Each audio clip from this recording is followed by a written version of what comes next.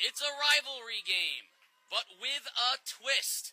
Welcome, everybody, to Game Day live on theday.com, and we are at Valley Regional High School and their cooperative football effort with Old Lyme High School, rivals in all sports except for football, where they combine to take on another rival, and that would be the Thunderbirds of North Branford High School. Casey O'Neill, along with the sports doctor Keith O'Brien, and sports doctor. Did you have Google Maps going today to get out here, or what? we made it out of the ECC tonight, Casey, for the Thunderbirds and the Warriors. A couple teams coming off of a bye week, a loss in front of that bye week. Time off has done both teams very well. North Branford, a young team, chance to work on some new things, get some kids back in the mix a little bit. And for the Warriors of Old Lyme Valley Regional, chance to go back to basics and refocus on some of the small things that caused that loss against Cromwell/Portland.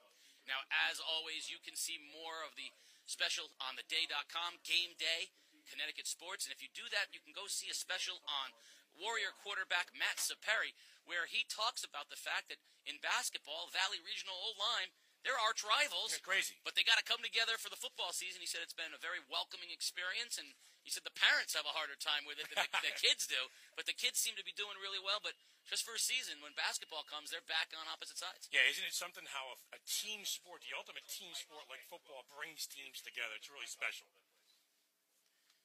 So we are only minutes away from kickoff. We got the coin toss going on right now, and we're looking forward to what should be a pretty up and down game. A lot of action with the spread formations on both teams. So let's see if we can get some points tonight. A little read option on both sides of the ball, and like you said, Coach Tim King has got his squad out there for Old Lyme Valley ready to roll, and we got a packed house here in the press box, Casey, as they have a live rendition of our national anthem. That's fantastic. We got more people in the press box than we did at one of the games we did earlier this year in the stands. But I like when we have the good. I like action this, in the press box. Yeah, we got a little stadium seating style here. The field sits, it's great. It's beautiful. You can walk the hill. We're down the field earlier. It's a nice condition. The coaches were both very excited about getting their teams back onto the field, as you talked about earlier. And both coaches spoke with a lot of respect for the other programs. Yeah, Coach Mark Basil and Coach Tim King, respect on both sides for each coach. We are moments away from kickoff and moments away from our national anthem at the Richard B. Blythe Field here at Valley Regional High School in the co-op with Old Lyme.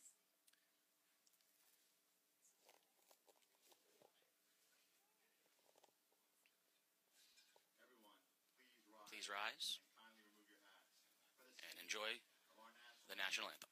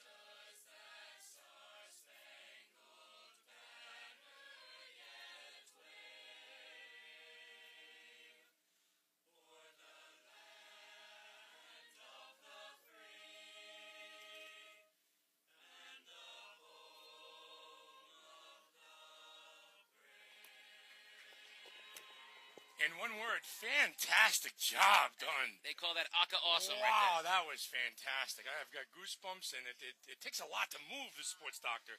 But that was a fantastic rendition of the national anthem, Casey. Up till then, we would have said Sarah Bassetto had the national anthem cornered for it, but that was as fantastic a job as we have heard in all of the games we've done over these many years. Great job, students. That was beautiful. Well, we got a nice sunset here at the Valley Regional High School. The sun is going down. We're up top of the hill. It's a beautiful fall day, a beautiful night for high school football. And Valley Regional dressed head to toe in the home black with the red numbers and the visiting North Branford Thunderbirds, Casey O'Neill, and they're very sharp, head-to-toe white with the TCU purple stenciling and numbering. It's a big-time matchup tonight here. Rivalry game, both teams coming off of a bye week, off of a loss, both coaches looking to get their teams back on the field. And I give you now, guys, on theday.com, the voice of game day, my good friend, Mr. Casey O'Neill. Thank you, Sports Doctor. And North Branford will kick off. Ball spotted at their own 40-yard line, going right to left in your imagination. The kicker, Antonio Sarmento, is going to tee it up and get this thing started for us. Valley Regional has trips across the back line, standing at their own 15-yard line. And we are just about moments away from kickoff on game day, live on theday.com. Sarmento approaching straight on, waiting for the official signal. And we are off. And it's a high, short, spiraling kick, comes down to Valley Regional, and breaking a tackle and getting in the open and staying on his feet for Valley is Daniel Stetcher. And we'll see a lot of Stetcher tonight, as he is one of the primary backs who will be touching the ball tonight for the Warriors. But a fantastic return, crossing midfield. And they have great field position, do the Warriors, in Thunderbird territory to start the ball game. You're going to see a lot of the read option tonight from the old Lyme Valley Regional Warriors. They like to throw it around a little bit. They like to pass it a little bit. And let's see how they come off their bye week. Saperi is the quarterback. He's in the shotgun. Stetcher is the lone setback to his left. Trips left. Now Stetcher moves over to the right side of Saperi. Trips left. Single wide out to the right. Going to throw on first down is Saperi over the middle. And the pass is complete after a gain of about 7 yards short of the sticks. And coming out of the pack with it is Jason O'Brien. No relation. Nope, going to call that. Sorry, that's Ernest Jean Pierre, number 6. Another team with numbers that I can't read. It's like Fitch all over again. I'm having nightmares. They look sharp, though. They do look sharp. Second down and call it a long 3. Ball marked at the 35-yard line. Stetcher is in the backfield again, along with Saperi. Saperi now sends trips right this time. Saperi, shotgun. Read option, hands the ball off to Stetcher. Stetcher, hard running, breaks a tackle. Hill at first down. Right off left tackle did Stetcher go in, really churning those legs, and he's going to have a first down. Ball's going to get up to the 30-yard line. Yeah, that 5 yards gain that time, Casey, was all Stetcher's. He did work with his legs. You know, North Branford's going to throw you an unbalanced defensive front up there. Sometimes you're going to see a 3-4.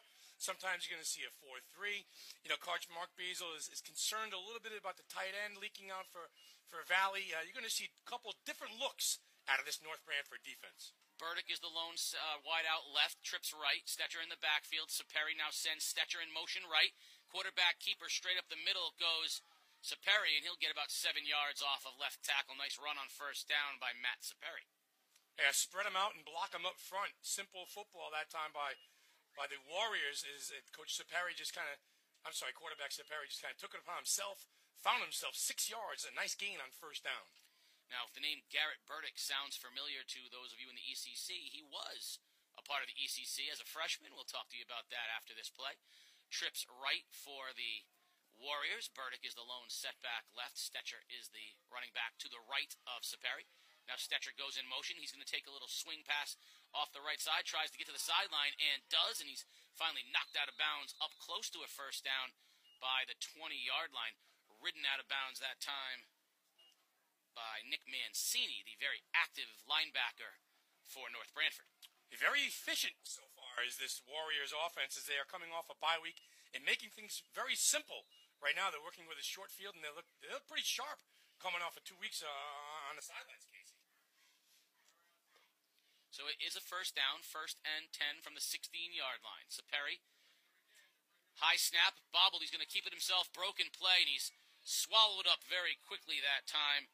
Number 57, Dylan Nowak that time for North Branford was the first to the ball, and that's going to be a loss of 3 on the play as Saperi had to handle a bad snap high to his right. Yeah, timing on that play was totally off. Saperi just kind of gathering the ball, tucking it in up front, and keeping the damage down to a minimum with a 3-yard loss. 2nd and 13, ball now at the 20-yard line of North Branford. Saperi in the shotguns, got Stetcher to his left. trips right, looks to throw. Saperi, plenty of time, looking over the corner on a route for Burdick, and he dropped it at the goal line. Nicely thrown ball by Saperi, and I think Garrett Burdick wants that one back. He catches that 9 out of 10 times. Great throw with no pressure that time. Yeah, one-on-one coverage on the outside. Burdick had a inside step on a defender. Saperi delivered a strike. Burdick just could not hang on. And again, there's a missed opportunity early going in this ballgame. Brings up 3rd and 14. From the 20-yard line, 9:20 remaining in a scoreless opening quarter. Valley Regional Old Lyme had the first possession, and they are still underway right now. Saperi from the shotgun, Stetcher to his right. Saperi looking to throw, pressured, throws out into the flat, incomplete, short of his intended target, and that is going to bring up an interesting down here. 4th and 13 from the 20. Let's see if they bring on Burdick to try to kick a long field goal. Yeah, almost like no man's land out there right now. Hey, Burdick, will stick him on the sidelines, Casey, in between series, or what? I think he's going to definitely want to have that one back, but he is on the field, and he's going to try a field goal. Now, the reason I said he might be familiar, Burdick was a freshman at the New London High School, the Sports Sciences, and kicked the game-winning field goal against Glastonbury in a big, big game as a freshman. He's now trying a 37-yarder. Make it a 30-yarder, and boy, does he have plenty of leg, and it is good. Wow. Garrett Burdick from 30 yards puts Valley Regional Old Lyme on top 3-0 with 9:09 in the first period. So he drops a would-be touchdown pass, and he says, "No problem, Coach. I got you back," and boots one from 40 yards. What a kick. That was a bomb by Burdick, a 30-yard field goal, and that would have been good from 50. Yeah. That was quite a lot of leg. Like I said, he won the game. He's got ice water in his veins. He won a game as a freshman for New London High School against a ranked Glastonbury team at New London, and was the toast of Whalerville after that kick, and has found a nice home here at Valley Regional Old Lyme, and nice job that time on the 30-yard field goal. Yeah, nice tidy drive that time by the Warriors. 8 plays for 25 yards, taking advantage of this short field position that time on the kick return, and a good job going down, getting some points. Their first drive in 2 weeks on offense. Raffone and Walcott back deep at their own 10-yard line, awaiting the kick for North Branford. They would like to get their first offensive possession underway. Burdick going to kick off from his 40-yard line. Old Lyme going left to right in the all-black. Burdick checking on his teammates. Approaches the ball at the 40, and a high spiraling kick comes down to Walcott at the 20, and Walcott breaks it up to the right, swarmed pretty quickly. Not a lot there, but decent field position out past the 20-yard line. Let's call it see where the mark is. We're going to call it maybe the 27-yard line, where North Branford will have its first offensive possession, and that means quarterback Jeff Jablonski. Number 7, left-handed quarterback, looked real sharp down in the field before the pregame, and he is ready to roll. He told the sports doctor that personally. It looks a lot like the Valley Old Lyme, and from the spread, trips left, single receiver right, Jablonski the lefty in the shotgun, single setback. Jablonski's going to throws it quickly in the flat to Blake on a little screen, and Blake is wrapped up pretty quickly, but Dylan Blake's a big target out there, 6'2", 240, splitting out wide left. He's a tight end wide receiver, and gain of 3 on the play for North Branford. Big man Dylan Blake out there. He is a big boy, too. Be 2nd and 7. We're down at about 8.5 minutes remaining here in quarter number 1. Nico Somo is the lone setback to the right of Jablonski. Jablonski from the shotgun sends Blake in motion, acting as a fullback. Handoff straight up the middle to Somo, and Somo puts his head down and pushes the pile forward for about 3. It's going to bring up 3rd and a very short 2. Ball is marked at the 35-yard line of North Branford. Going to see about 70% to run to 30% pass ratio tonight for North Branford. Coach Mark Basil was saying before the game, they like to keep the ball on the ground. They spread it out, but they like to keep the ball on the ground. Blake is hobbling a little bit for North Branford right now. We got now twin receivers left. Somo is in the backfield with Jablonski. Jablonski sends Blake in motion to act as a fullback.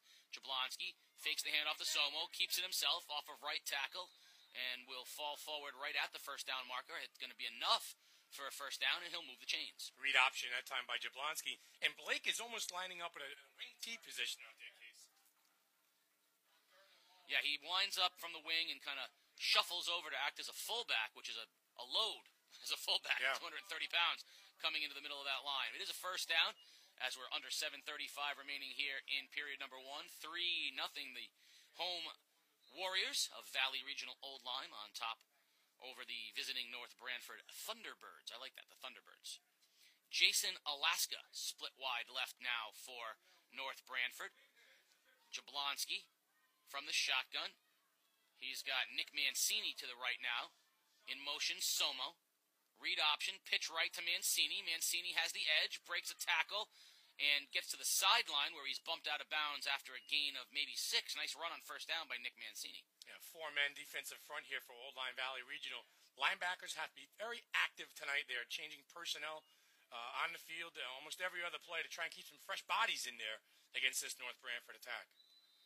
And that's right, like you said, they stay right on the field. They read off of those wristbands so that there's no need for substitutions to come in and out. So they're going to try to wear out the Warrior defense. Alaska splits left. Walcott is the lone back in the backfield with Jablonski. Walcott to the right of Jablonski, who's in the shotgun with the pink socks. Jablonski sends his man in motion. Read option again. Jablonski's going to keep it himself. And not a lot there. Nice job coming up was Stetcher from his linebacker position and came in and stopped it. But it's going to be third and maybe half a yard. So a very manageable third down here for North Branford. Very workman-like drive so far for the Thunderbirds to come out in their first possession of the game. You know, nothing fancy. Going to run the football a little bit. Going to throw to the tight end a little bit. You know, keep the down and distance in our favor and try and chip their way down the field. I like this opening drive so far for the Thunderbirds. Third and a yard, just under 6 minutes. 3-0 Valley on top so far. Jablonski from the shotgun sends Walcott in motion. Now Walcott comes back. Jablonski hands to Walcott. Walcott has a first down off of right tackle, crosses midfield, and spun to the ground. But a nice run that time by Charles Walcott to get a first down for North Branford. They move the chains, and they are now in Valley Regional Old Lyme territory. Bit of a rhythm and a pace and a tempo to this drive. I mean, North Branford doing a very, very nice job as far as controlling the clock, controlling the ball, and complete control out there. Mancini, the lone setback, he stands to the left of Jablonski. Twin receivers left. Jablonski from the shotgun. Man in motion to the left of Jablonski. Jablonski hands off to Mancini off a right tackle. Nothing there. Mancini still on his feet, however, bounces off of a tackler and spins it down after a gain of maybe 4. Nice tough run that time by Nick Mancini. Yeah, see, when you come off of a bye week, too, that's the thing that a lot of the coaches will tell you, and the things that players work on and stuff like that is, sure up tackling skills, blocking, back to the basics in that week off. And, both teams, I must say, in their opening drives, look pretty crisp on both sides of the ball. Jablonski stands right at midfield from the shotgun. He's got trip receivers to the left. Shotgun. Jablonski's going to throw. Going deep over the middle, and it's incomplete. And intercepted off of the deflection. Let's see if they're saying it touched the ground. Great job by Garrett Burdick deflecting the ball. And we thought we had an interception for Valley, but the officials say no, it hit the ground. But either way, incomplete pass. Jablonski that time trying to thread the needle, and it will bring up a 3rd and 6. Yeah, Burdick jumped the route that time, and he had a pick 6 if he could have hung on to that ball. So a nice job that time by the Old Lyme defense. Valley. 3rd and 6. Ball is right on the 45-yard line of Valley. And we're going to get a timeout on the field. Valley Regional takes their first time out of the game with 4:42 remaining. And Valley Regional Old Lyme ahead 3-0 on a 30-yard Garrett Burdick field goal. Yeah, that pass was laid out perfectly for Burdick. If he could have put his hands on that, Casey, nothing but about 55 yards of green grass in front of him. So he dropped the touchdown pass and the interception, but he made up for it with a fantastic field goal, which is the only score in the ball game right now. But dropping those things kind of hurt. They definitely do. Yeah, it's definitely a big swing going back the other way. But, good drive here so far by North Branford as they have, managed to answer a field goal with a drive of their own. 9-play drive, 35 yards, and, just coming out and settle things down a little bit. Good ball game so far. At the very least, they've managed to get field position to where they can switch the fields now with the ball at the 45-yard line of Valley Regional Old Lyme. It's going to be 3rd and 6 from the 45. 4:42 remaining in period number 1. 3-0. We'll get you in tune with the out-of-town scoreboard when we have a moment. But Jablonski on a big 3rd down on their first offensive possession for North Branford. Trip receivers left. Alaska's way left. Far left. Jablonski stands at midfield. Jablonski barking out signals now. Going to throw. In the flat he goes and has his receiver Blake, but not much there. Nice job by Jake Krasuski coming up from his cornerback safety position to stop Blake for a gain of maybe a yard, and it's going to bring up 4th and 5, and we'll see on this kind of, area of the field. I see Jablonski coming off the field, so it looks like North Branford's going to punt and maybe try to pin Valley deep. Play a little field position here early in the ball game. Now, this is an interesting formation. Yeah. This is not a punt formation, but they're going to back Mancini's to the left and Blake standing at midfield. Watch for a quick punt. This is not a punt. This is a fake. Now Blake is going to drop back and punt it from the 45-yard line. And they're going to have an illegal procedure. They're going to false start as North Branford jumped that time. That was an interesting formation. They had Mancini and Blake standing at midfield, and then Blake dropped back 5 more yards to punt the football. False start is against North Branford. Not that it matters much. It's just backing them up 5, and they're going to punt the ball away. Anyway. I'm not too sure the Warriors were fooled too much by that original formation. Oh, not on 4th and 5. No, you're going to do wildcat direct snap to the. You're not going to get 5 yards. You're not going to get 5 yards that way. So they are going to punt the ball. Blake, big number 44, Dylan Blake is the punter, and he stands about 7 yards deep. A very short, very close. Very close. He's going to get off a little quick punt. He drops back another few yards, now stands at his own 40. Good snap. Punt is spiraling and bounces and takes a bit of a North Branford bounce, but all he was trying to do is pin him down around the 20, and it looks like he's going to get it out of bounds at the 22-yard line. Nice job that time by Blake Casey punting and winning the field position battle for the Thunderbirds. North Branford comes up empty on its first possession, and it will be Valley Regional Old Lyme football. They have a 3-0 lead with 3:37 remaining in period number 1. We are at Richard Blythe Field on the campus of Valley Regional High School, bringing you the Warriors versus the visiting North Branford Thunderbirds. You're listening to Game Day, live on theday.com. Matt Saperi, senior quarterback for Valley, is in the shotgun. He's got Stetcher to his left. Looks like he wants to hand off to Stetcher. Now he holds on to it himself, and not much there that time for Saperi as he's wrestled to the ground by Matt Sibley of the North Branford Thunderbirds. You think coming off of a bye week, the offenses or the defenses have the advantage in a high school football game? I think it depends on what you had going in. I think if you have a good offense and you can tighten things up, then it's the offense. But for a lot of teams, a la Westerly in week 1, that bye week was all defense to get the defense tightened up. I think it really depends on what part of your team needs the practice, so to speak. 2nd and 7. Saperi from the shotgun. Straight drop. Looking to throw. Out in the flat and low. Let's see if it's going to be called complete. The officials are saying that, yes, it's a catch, but not much there. I'm not sure there was anything there, actually. Maybe a gain of a yard. Ernest Jean-Pierre, the receiver. 3 for 5 for 17 yards for Saperi. If Saperi gets his timing down here a little bit, gets a little bit of time, why not look for Burdick one-on-one, going down the middle of the field or on the seam. 3rd and 6, ball from their own 25-yard line. Burdick is the lone wide receiver to the left, trips right.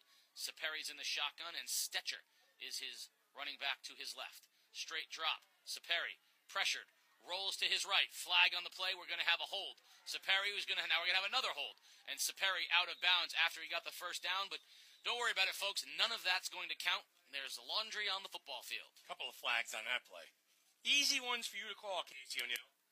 Yeah, those holds are always when the quarterback gets out of and scrambles out of the pocket, and you see a flag, that's a holding. There's a takedown or a trip or a tackle on the offensive line, and we might see that on the edge as well. So we have holding against Valley Regional Old Lyme, and that is going to turn what was a 3rd and 6 into 3rd and much longer than 6.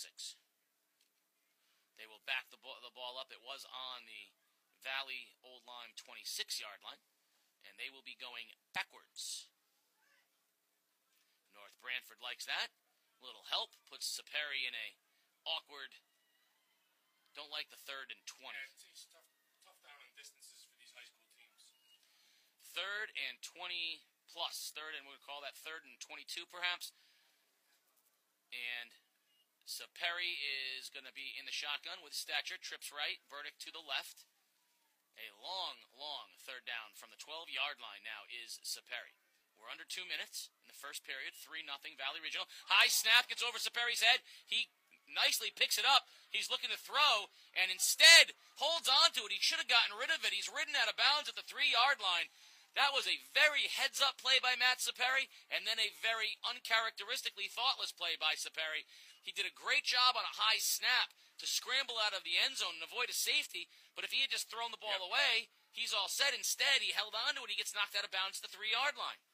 4th down and a mile coming up now for Old Lyme Valley Regional Warriors against Saperi. Like you said, quickly got the ball and then had to eat it along the sidelines. Just throw it there, Casey. We get his team... Boy, he lost 15 yards there, 4th and about 40. Now, more importantly, Jean-Pierre is punting from the back of his end zone. Snap is good, punt is good, and nice job by Ernest Jean-Pierre as he bangs a punt that's going to roll all the way across midfield and down right on the midfield line. A 50-yard punt from Ernest Jean-Pierre. 11 men up front that time for North Branford. Nobody back that time to receive the punt, gambling on the block. And they will start their second position of the ballgame at the 50-yard line. And again, still with good field position here. So they won the battle of, coming on with their first drive, reestablishing field position. Yeah, a lot of swinging back and forth there. A terrible offensive set for Valley, but a great job by Jean-Pierre to get them to the 50-yard line. And North Branford's got to be thrilled having the ball right at midfield for their second offensive possession. Nico Somo is the running back. He stands to the right of Jeff Jablonski, who stands at his own 45-yard line. In motion, Sibley. Now he will stay to be trip wide receivers to the right. Jablonski from the shotgun. Straight drop. Plenty of time. Throws it out and over the head of Somo, who was running a little route out into the flat out of his backfield position, but incomplete. 2nd down and 10. Jablonski at that time, Casey, was looking downfield. Nice job that time by the Warriors secondary. Nobody was open, and they had to go in the flat.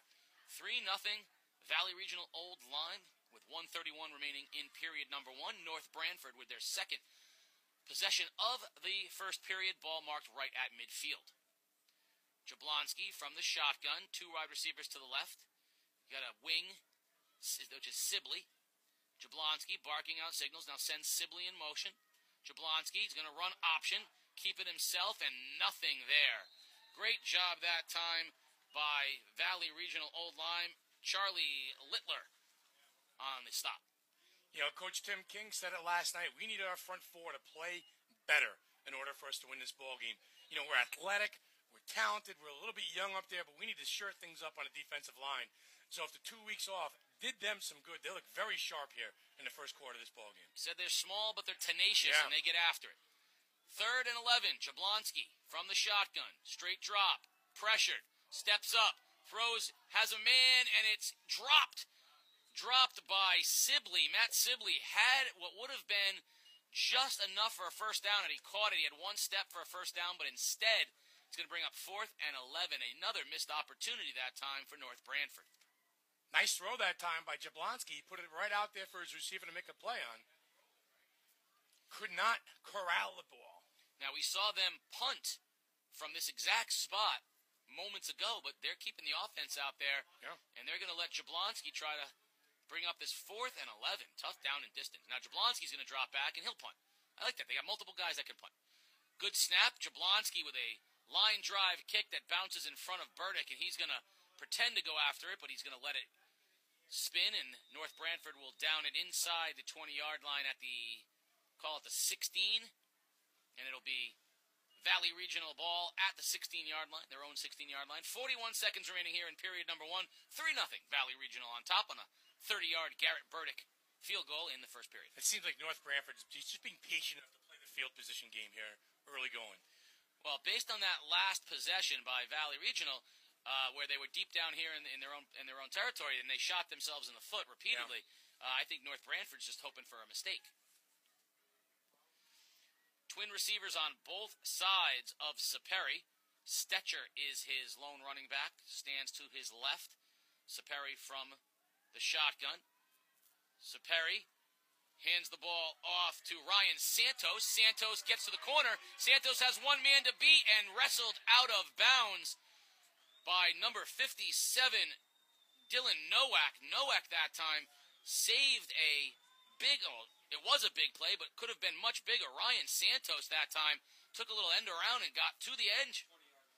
20 yards run that time by Santos, Casey. Found the edge, and you saw a little speed for number 20 there as he took it up to the left side for the biggest gain of the ball game thus far for the Warriors. Right back on the ball, Saperi from the shotgun. This time he hands it off to Stetcher. Stetcher up the middle. Stetcher breaks a tackle and spins forward. Nice gain on first down. It's going to bring up 2nd and 3, maybe 3.5. I like that play. I like Stetcher going up the middle. I think he's got a little bit of the size and the leg power to drive through tackles, and he's got the speed to turn on the jets when he needs to. We're down under 10 seconds. That probably will be our last play of the first period.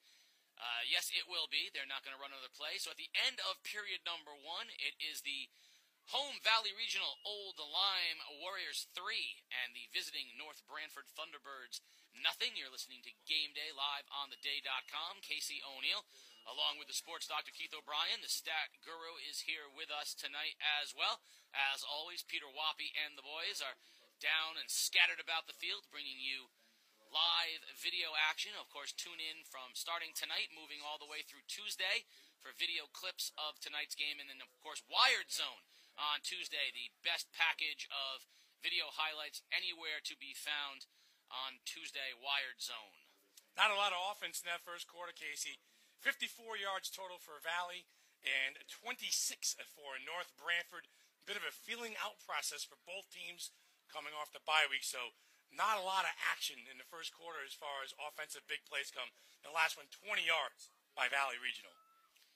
They will start the second period with the ball at their own 45-yard line with a 2nd and 3 will be where we start. So a nice down and distance for Valley to start their second quarter. We'll get you some scores from other games. There's some big games in the ECC tonight. Of course, New London at Stonington, a very, very good Stonington defense, will have its hands full against that high-octane offense of the New London High School Whalers. You got to go out of the league tonight. We're not in the ECC tonight, but we're going to try and bring you all these scores. Waterford, of course, looking to stay undefeated against a down and desperate Ledyard High School football team. Killing only 14, Montville nothing early going in the first quarter. Tough matchup tonight for Montville coming off that New London game. 2nd and 3, Saperi stands at his own 40-yard line. He's got Stetcher to his left. Straight drop. Saperi pressured, setting up a screen, and it was there. It was there, but overthrown. And I got to give credit to Matt Sibley of North Branford. He was the only one that sniffed out the screen, and he's the one that caused a little hesitation and an overthrow, and that's going to bring up 3rd and 3. Wyndham 14, Griswold 7 in the late in the first quarter in that ball game, and a Griswold team who beat this North Branford team earlier this year, 48-34. Ledyard surprisingly 6-0 over Waterford at the end of the first quarter. Surprise, surprise. Had to either be a punt return or a interception return. 6-0. 3-3. That's 3rd down and 3 to go. In motion to the right is Stetcher. Saperi fakes the handoff to Stetcher, keeps it himself, has a first down, bounces to the outside. Saperi trying to get to the corner and has it. Nice run by quarterback Matt Saperi. That'll move the chains. 1st down. 5 rushes for 9 yards for quarterback Matt Saperi. We have the battle of the number 7s tonight at quarterback. Matt Saperi, nice job that time on the read option, tucking it and picking up yeoman's work on the carry. Ball is at the 42-yard line. 1st and 10, Valley from the North Branford 42-yard line. Saperi has Stetcher to his left. Saperi in the shotgun. Saperi has it. Straight drop. Looking to throw. Pressured. Throws out and has Burdick right at the first down marker. Burdick breaks a tackle and stays on his feet, and he's going to have a first down. There's Garrett Burdick for you. Garrett Burdick's been all over the field so far tonight. Catching passes, deflecting balls in the defensive end, kicking field goals. Nice job. Nice pitch and catch that time between Saperi and Burdick. Ball will be marked at, looks like the 25-yard line, 26-yard line of North Branford. 1st and 10 from the 26 for Valley Regional. They're ahead 3-0. Saperi sends Santos in motion. Same play we saw before. Gets it to Santos, and he's trying to get outside, and he's not going to get there this time, and he'll be short, but a nice gain of 7 on 1st down. A shot that time by Santos getting to the outside, Casey. New London 7, Stonington 7, late in the first quarter over at Stonington High School. Listen, this Stonington team is a little bit under-talented, but they are gritty. They're tough. They'll try and stand toe-to-toe with the Whalers for as long as they possibly can. The 7, that's a surprising score early in the game. Teams feeling each other out. You know, Santos, that's a nice run by him, but he's got to run 80 yards to get 5 yards. Yeah, he comes all the way across the formation. He does. 2nd and 3. We're under 11 minutes here in period number 2. Saperi in the shotgun, stands 5 yards back. Takes the snap. Hands the ball and keeps it himself. Breaks a tackle and bowls over the defender down to the 10-yard line. Matt Saperi just ran right over the top of R.J. Sobask. And that's going to be a 1st down for Valley. Yeah, great job that time on a read option by Saperi.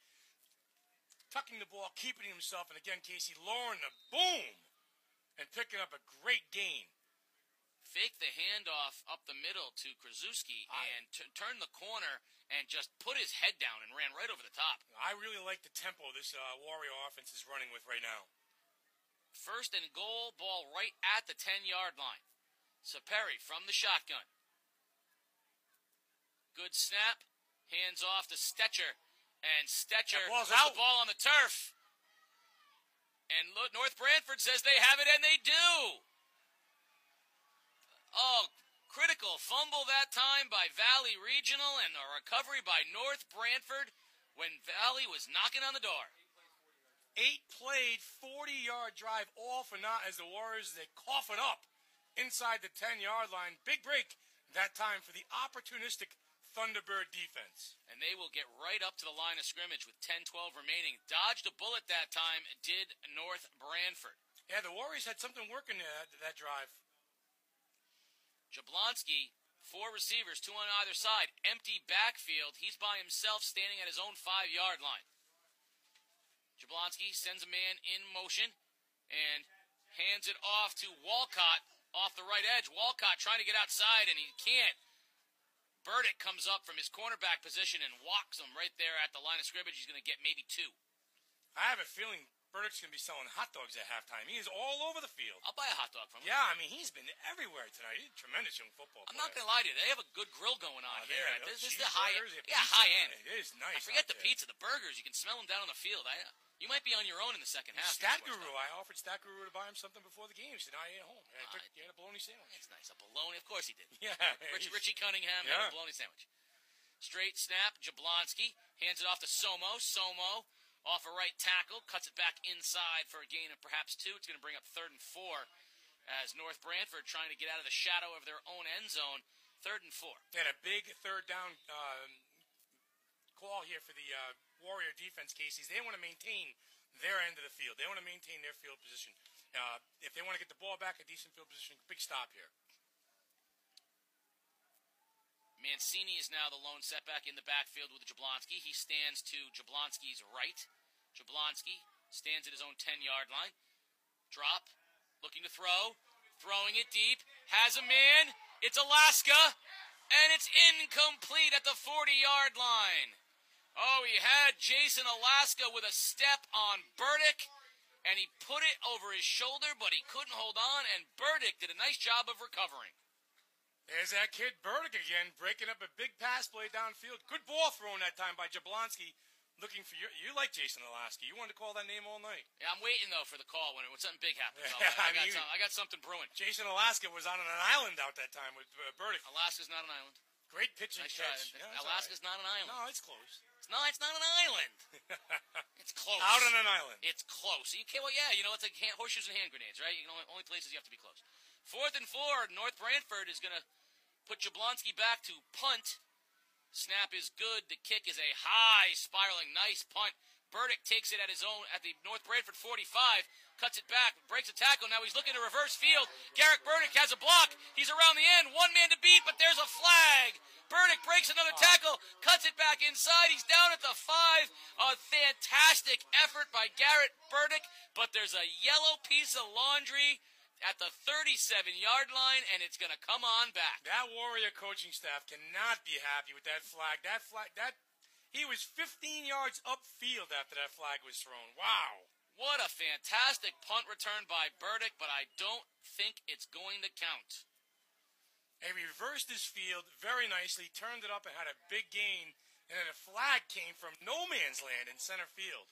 Well, the rule change that took place last year that a lot of teams are still adapting to is and I don't know if this is the call or not, but the defenseless person, and we're gonna have a block in the back against Valley. But what you're not allowed to do anymore in punt returns, especially on reversals of field, especially the old crackback where the defenseless player, what you dreamed your whole life about. Yeah, the dream block, that blindside block. You lay a guy out. You can't do that anymore. You can't do it on a reverse, a crackback. So a lot of struggles with that.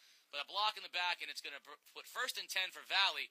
But now they're back at the North Branford 45-yard line.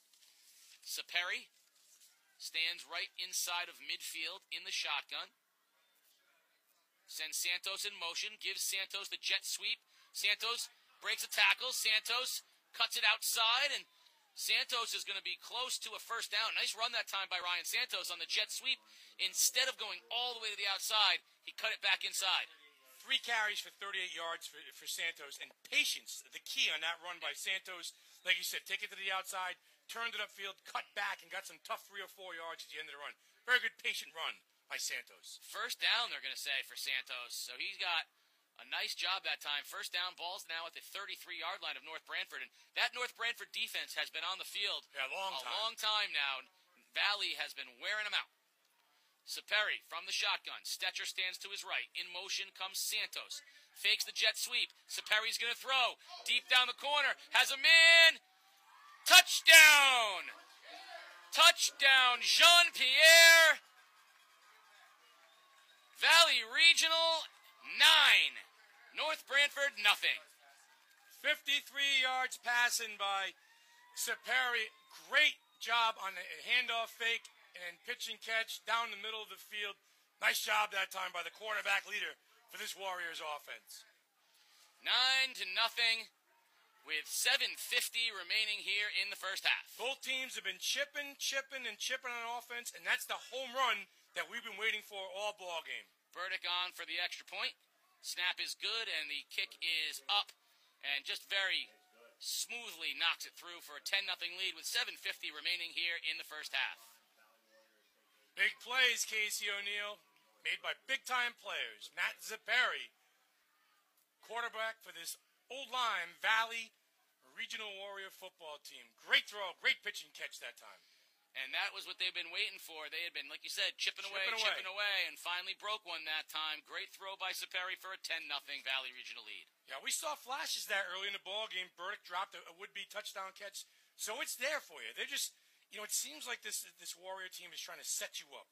They're going to lull you to sleep, then boom, hit you with the home run. Speaking of home runs, who you got tonight in the Cleveland-Toronto American League Championship Series? Stat Guru's not going to like this, but I'm going to root for Cleveland. I got to root for the Indians. Well, you're a Red Sox guy.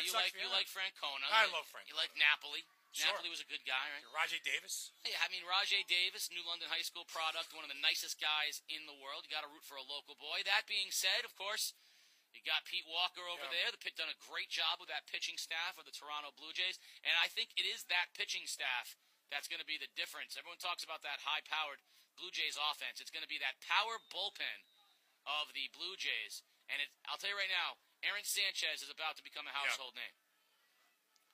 Low line drive kick bounces, and it's taken by North Branford Mancini. And he's up to about the 35-yard line where North Branford will have it. Nick Mancini that time ran into a world of hurt, though. Evans Mingen was the first person to hit him. 7:43 remaining, 10-0 Valley Regional. Saperi having a Pretty productive game so far on the offense. 5 for 8 for 63 yards and a touchdown pass in that last drive for the Warriors. Big possession here for North Branford. See how they answer the touchdown pass from Valley. Jablonski from the shotgun. Hands off, up the middle, it goes to Somo. Nothing there. Great pursuit that time. Ben Conrad, along with Blair Allen that time, came up and made the tackle. Nice job by Valley on pursuit. Yeah, 4-3 defense. Small, but quick and tenacious and young up front, this Valley defense. And they're in a position now where they can tee off a little bit against this North Branford offense. Check that was Charlie Littler. We called his name earlier. Charlie Littler from his defensive tackle position came over there and made the tackle along with the aforementioned Blair Allen. Yeah, Coach Tim King last night, Casey, said, you know what, we're a little young up front, but we're talented and we're athletic, that's for sure. 2nd and 10, 7 minutes remaining here in the first half.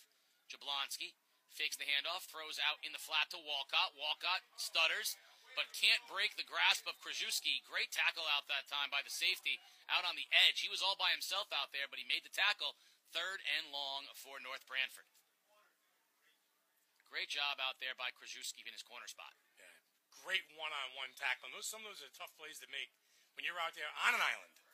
Yeah, Krajewski Island. Yeah, Walcott had a little, thought he had one little juke to make, and then he was gone, and Krajewski stayed right with him. Well done. 3rd and 9. Trips right now for North Branford. Jablonski in the shotgun. He's going to throw. Straight drop. Plenty of time. Now he's pressured. Rolls. Going to tuck it under, and not much there, and he's hit immediately by Mitchell Conrad. Nice hit that time, and Jablonski is feeling that one. You get a 3rd straight 3 and out here for the North Branford team, and I credit the Warrior secondary on that. Nobody open downfield for Jablonski that time. Had to tuck and run it. Outstanding job by the corners and safeties for this Valley team. Jean-Pierre will stand back. That's Ernest Jean-Pierre. He will stand back at his own 40-yard line, and he will await the punt from Jablonski once Jablonski drops back 5 more yards. It's a weird formation. Yeah, no, it's not fooling anybody. No, it's not trying to fool anybody. It's a punt. And it's a high kick, and it's over the top of Jean-Pierre, all the way back to his own 30. Jean-Pierre takes it from the 30. Big block out there by number 57. And that's the block we were talking about, but they said it was a legal one. His head was turned around. So Jean-Pierre gets the ball up past midfield, and Valley Regional will have another set a good field position for this next possession with 5:22 remaining and a 10-0 lead. Yeah, Valley comes in on this offensive possession riding high right now, coming off a big touchdown. 83 yards of total offense this quarter alone, as opposed to 56 in the first quarter. 83-7. 83 total yards for Valley, 7 for North Branford. And like you said, that North Branford defense has been on the field a long time. 1st and 10, Valley Regional, ball just on their side of midfield. In motion, Santos. Jet sweep to Santos around the left edge, and nothing there. Nice job of pursuit that time by Dylan Nowak for North Branford, and first time today that play has not been there. A loss of 3 for Santos. A bit of a defensive adjustment that time for North Branford, bringing their linebackers down the line of scrimmage, spreading it out, and giving the Valley team no cutback lanes that time, Casey. Santos coming off the field. He's a little nicked up after that play. He's coming off the sideline where they will attend to him. It's going to be 2nd down and 13. Ball on the 45-yard line of Valley Regional.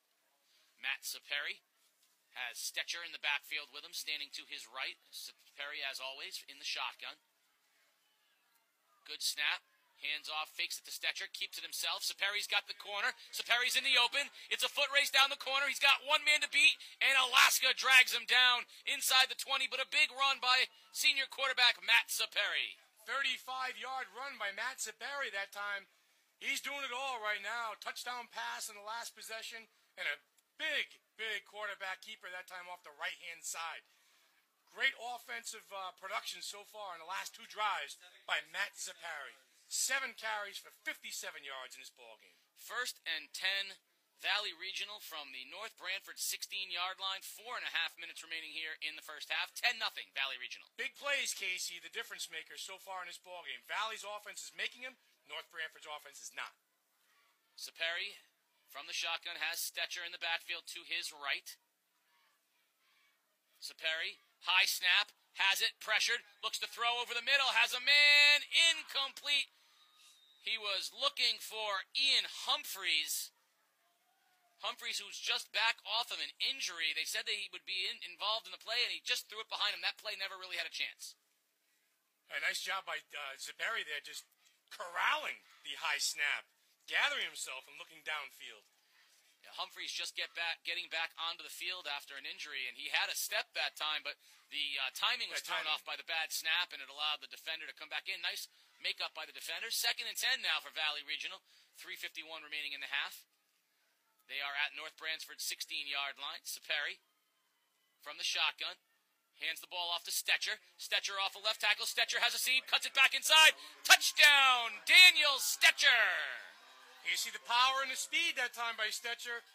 Powerful legs to get him through the hole, and then the speed to the outside to get into the end zone. I like this kid Stetcher. He's a football player out there. And with 3:44 remaining in the first half, a very important score that time as it makes the score 16-0. Burdick comes on to try to make it a 3-score game. And that is a heartbreak for North Branford, who had been sticking around, but these last 2 possessions have resulted in Valley Regional touchdowns. Yeah, 5 plays, 52 yards that time on the drive for Valley Regional. And again, the big plays, the difference maker in this ballgame. I got to tell you, Garrett Burdick has got a leg. We saw Spencer Hoagland for Waterford, who's got a big leg. Burdick might have the biggest leg that I've seen all year. He stands 2 steps behind the ball, just takes a little short step, and he's whacking it 30 yards, deep. That is 17-0 Valley Regional. And Burdick, it seems to be one of those kids who's invaluable to a football team. He plays wide receiver. He plays defensive cornerback. He's a kicker. He's one of those football players that all programs should have. 3:44 remaining here in the first half. We are at Valley Regional High School, the Richard B. Blythe Field, where Valley Regional Old Lyme has a 17-0 lead over the visiting North Branford Thunderbirds. It had been back and forth, the 2 teams feeling each other out 3-0 for the majority of the game, but the last 2 possessions for Valley Regional have resulted in 2 big plays, a touchdown pass from senior quarterback Matt Saperi and a long touchdown run by senior running back Daniel Stetcher has gotten Valley Regional out to a 17-0 lead. Wyndham 21, Griswold 7. End of the first quarter up there. Killingly 14-0 over Montville as that game continues to move on and move pretty swiftly. Get you some other scores as they come in. Ledyard still 6-0 over Waterford at the end of the first quarter. Still a bit of a shocker down there. High end over end kick comes down to Walcott. Takes it on a bounce at the 15-yard line. Trying to get to the outside is Walcott. Nothing there. Nice job by the Valley Regional pursuit. Coming out of the pack that time was Judd O'Brien. And Judd O'Brien makes the tackle for Valley, and it'll be 1st and 10 for North Branford. They're going to mark it. Looks to be at about the 20. What are they marking it at, the 22? Where is this football getting put down? Yeah. 25-yard line. All right, that sounds good. 25 works for me, Sports Doctor. 6-6 now. Waterford has tied the game up against Ledyard. 3:36 here in the first half. 17-0 Valley Regional on top. Jablonski, the North Branford quarterback, stands in the shotgun. Hands off to Somo, and nothing there. Nico Somo's got nowhere to go. A tenacious Valley Regional defense flying to the football. Brian Rankin steps up that time and makes a delivery. Excuse me, not Brian Rankin. Let's call that Blair Allen with a big hit for Valley Regional. North Branford's going to have to find a way to make some big plays against this Valley defense. The defensive front is starting to tee off a little bit on that North Branford offensive line, making things very difficult for Jablonski. On both sides of the ball, the lines of Valley Regional are starting to win the line of scrimmage both defensively and offensively. Jablonski will stick with Somo in the backfield to his left. Jablonski's in the shotgun. 2:53 remaining here in the first half. Jablonski, straight drop, looking to throw. Throwing deep. He's throwing down the middle of the field, and it is complete. Complete all the way across midfield to Nick Denegray. And that is the biggest play of the game so far for North Branford. 30-yard pass play. Couldn't come at a better time. Just what the doctor ordered for this North Branford offense is they're looking to put points on the board going into the locker room at halftime. Jablonski had some time that time, hung in there, Casey, found his man down the middle of the field. A little bit underthrown. Denegre did a nice job coming back to the football. Jablonski stands at midfield. Ball's marked at the 45. Straight drop. Gonna throw. Has time. Looking in the corner again for Denegre, and it's going to be intercepted by Garrett Burdick. Burdick, like a wide receiver, took it over his shoulder, out of bounds at the 20. Interception and a crucial turnover.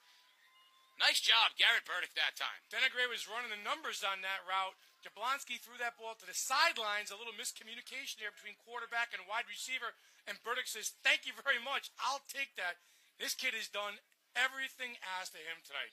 Big-time performance here so far at Valley.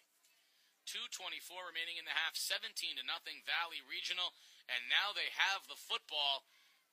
Ball marked right around the 20, right at the 20-yard line, called the 19-yard line, where it will be 1st and 10 Valley Regional. And let's see if they want to try to put one of these things. Why not open it up? One more. They send trip receivers to the left. Stetcher is the lone running back. He stands to the left of Matt Saperi. Burdick is the lone setback, right? Saperi looking to throw over the middle, looking for Santos, incomplete at the 40-yard line. I don't think Santos was looking for the football, and Saperi throws incomplete. I think Santos was open, running in the seam route with Alaska on him, but didn't turn his head around in time for the football. A couple of different options on that route. Burdick was running free a little bit, too. North Branford. I don't think that Valley's going to take the foot off the gas pedal here, Casey, at the end of the first half. I think they're trying keep this offense moving. Yeah, North Branford's got to be careful right now. Valley has senses blood in the water. 2nd and 10 from the 19-yard line. Saperi from the shotgun, trips left, single wide receiver right. Stetcher stands to his right. Hand off to Stetcher. Stetcher has a hole. Stetcher's in the open. It's going to be a foot race. One man to beat. Stetcher crosses the 50, crosses the 40, 30, 20. Touchdown, Daniel Stetcher! 81-yard touchdown run, a little high stepping included by Daniel Stetcher. His second touchdown of the night. 4 carries for 113 yards for the tailback. Big-time run. And that one was the dagger. A very, very athletic and just tough run by Stetcher, but more importantly, just took all the wind out of the North Branford sails. Yeah, we talked about this with Stetcher, too. He's got strong legs to hit the hole, and then he's got that speed burst. He's got the X button if you were playing PlayStation with your son. The boom, boom, boom, boom, turbo button. Great run that time by Stetcher. 23-0, just like that. It was, and we have an injured North Branford player on the field, but he's getting up of his own accord, and that is Jason Alaska. He is going to limp off to the sideline, but he is moving under his own power. 216 yards of total offense for this Old Lyme Valley Regional Warrior offense. In the second quarter alone, 216 yards. And again, if we saw a first quarter that was, 3-0, close to the vest, this quarter's offered big plays for this Valley offense. A very explosive Valley Regional offense. Quarterback Matt Saperi and running back Daniel Stetcher, along with wide receiver Garrett Burdick. They've been spreading it out and doing it all. Burdick on for the extra point. 2:03 remaining in the half. Snap is good and down, and Burdick just punches it through ever so nonchalantly for a 24-0 Valley Regional Old Lyme lead over North Branford with 2:03 remaining in the half. So if they've shaken up the rust, I think, for the bye week, I think the rust is gone off the Valley football team right now. Took them a couple of series, but they have really, really turned it on.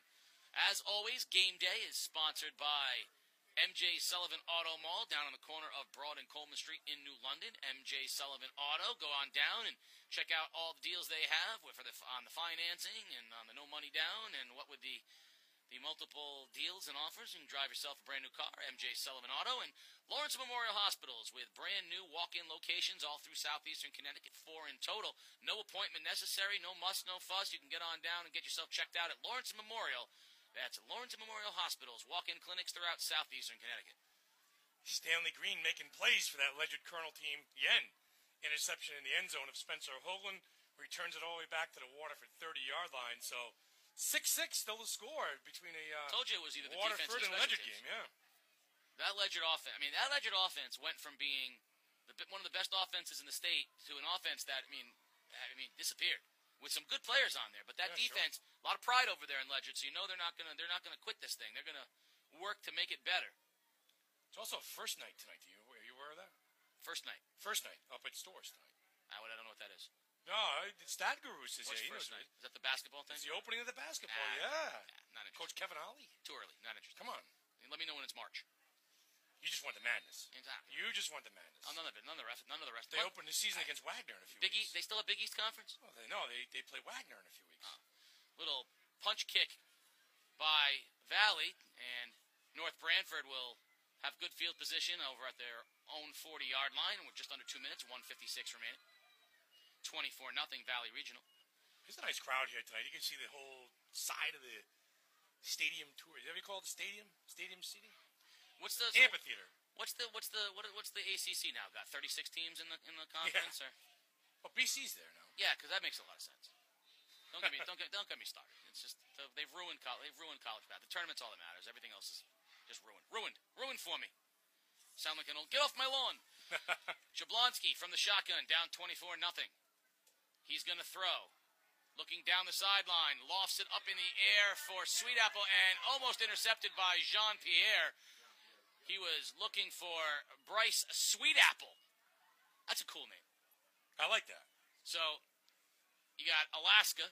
Sweetapple. And Sweetapple. There's a couple good names out there for North Branford. Jablonski, incomplete pass that time.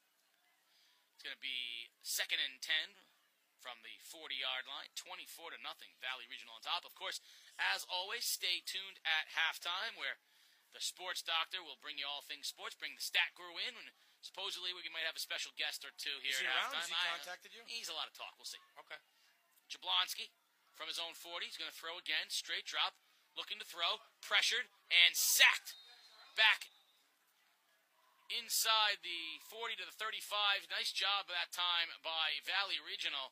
Pressured on both ends, and we're going to get a timeout because Valley wants the ball back again. 1:33 remaining. They want to put the pedal down. And again, you got to give a lot of credit to that defensive front right now for Valley Regional. They are playing extremely well. They're young, they're fast, they're tenacious. They got pushed around in the last game. Those kids have come back together tonight and put together a real nice ball game. 1:33 remaining in the first half, 24-0, Valley Regional on top. So what are you going to talk about at halftime, Sports Doctor? Well, we're going to talk a little playoff baseball with the Stat Guru. We're going to talk a little NFL football. We're going to talk a little UConn basketball as well, and we're going to get into a whole bunch of different things. 3 things I want to hear you talk about. Got it. Number 1, the Celtics are about ready to open up. They look I was at the game. They look pretty good. Yeah. Jaylen Brown looked pretty good. Yeah. And number 2, Chris Dunn struggling a little bit in the early going. Not bad. Understandable. Filling up the stat line, but struggling a little bit. But most importantly, the Bruins opened up last night with a big 6-3 win. Hockey's a sport? Brad Marchand had a great night last night. I'd better off talking. High octane Bruins offense. That's what I'm talking about, Stat Guru. Gotta love me some Bees hockey. Straight drop in NASCAR, but not hockey. Jablonski throws to Walcott in the flat. Walcott has it, gets past the original line of scrimmage, and nice gain that time by Charles Walcott. That's going to shorten it up at least and make it a manageable down and distance, and we're going to get another timeout. So that they want that. It's going to be 4th down and about 9, and Valley Regional wants North Branford to punt it away one more time. Listen, with the Red Sox going out, which was obviously incredibly disappointing. If it weren't for the timing of it, at least, I got Celtics starting up and I got the Bees starting up. Because every night when I go home in the summer, you love it, 7 o'clock. All reliable. You put on Nesson. There's a game on. Yeah, sure. Well, now, I can't always get the Celtics because I can't get CNY or whatever. Yeah, Comcast. Really? Comcast is done, yeah. Oh, so Celtics are done. So I might be. So am I going to be able to watch the Celtics anywhere? TNT. ESPN, national games. So I'll never get to watch the Celtics. No. But I will get to watch the Bruins. I'll still put it on Nesson, and I'll get myself a chance to watch the Bees hockey. I can't do it. I can't watch hockey. It's shocking to me that you don't like hockey. Hockey is a fantastic sport. Yeah, 4th down. 4th and 7. Ball at the 43-yard line. That's why Valley called their timeout. They want to get the ball back here with 1:21 remaining and see if they can't make a little more noise at the end of the first half. They're already on top 24-0. Got to get me a New London Stonington score. 12-6, Ledger. Manny the Shield Cinebria. The boys. 4-yard touchdown run. That's a shocker right there. He has been, it would be typical of Waterford to rain on everyone's parade by dropping that one. He's been underutilized this year. He hasn't. He has had no hole. He has had nothing there for him running the football. I'm very happy. And there's no better kid than Manny DeShields Cinebria out there. 4th and 7. 1:21 remaining in the half. And Garrett Burdick will go back to his 40-yard line where he will await the Jablonski punt. See if he can get off a return. He had a great return on a punt earlier, but it was called back due to a blocking in the back penalty. The officials are conferring. Their hands are up in the air. Going to get this clock running here in a second, and we'll get this punt off. Still 7-7. That's the last score I got. And Stonington had a 7-0 lead over New London in that game. Hey, Stonington's got players. I would suggest that might have been a defensive generated score. Whether they actually scored or not. The defense, there's good defense in Stonington. Jablonski on 4th and 7. Steps back now to his own 35-yard line. He's going to punt. Now he's going to fake the punt. He's going to throw. And there's nothing there. It's going to be intercepted. Intercepted by Valley. Down the sideline goes Krajewski. Down to the 30-yard line. And just like that with 109, North Branford gives Valley Regional great field position and a chance to punch one more in. I have to say, I'm a little shocked by that. The trick-or-treat bag was empty that time for North Branford going into the bag of tricks. Kind of backfired on him a little bit, Casey. Tough. Not a great decision by Jablonski. No. There wasn't anybody there. Threw it into coverage, intercepted, and now the field position, which they may have been able to keep, maybe keep him out of the end zone one more time. Now you got the Valley is sniffing. They're sniffing around. They sense pay dirt. 109. They're already up 24-0 here in the first half. 109 remaining in the half. Saperi has Stetcher to his right. Trips left. Saperi hands off to Stetcher. Stetcher cuts it back inside. Stetcher's in the open. Stetcher puts the ball on the turf, but he falls on it himself. Stetcher recovers his own fumble, but he's inside the 10. But remember, they called their timeouts, so they're going to have to hustle up on the football now. 5 carries for 136 yards in the first half for Stetcher alone. First down and goal for Valley Regional. Stetcher moves to the right of Saperi. Saperi's going to throw. Saperi looking at an out pattern to Burdick and incomplete. And he wants a flag, and he gets one. That's going to be a pass interference in the end zone, and that'll move the ball half the distance. We're going to have a first and goal for Valley Regional. They'll be right on the goal line. Little pump fake left and then throw the ball right for Zaperi that time. And again, like you said, the pass interference on the end zone will set up Valley Regional in pretty good shape here as we get ready to close out this first half. 47 seconds remaining in the half. Just the ship hit an iceberg, and it is going down, down, down for North Branford right now. They're going to mark that ball all the way inside the 5-yard line to the 4.5. This game was 3-0 close to the vest at the end of the third quarter, and the floodgates have opened up here in the second quarter for Valley Regional. All right, we got 47, and our halftime guest is on his way. Good, yeah, all right, well, we know what we're talking about. 47.7 seconds remaining, 24-0 Valley Regional. They have a chance to get one more here. Saperi's going to put Stetcher to his right. Saperi from the shotgun.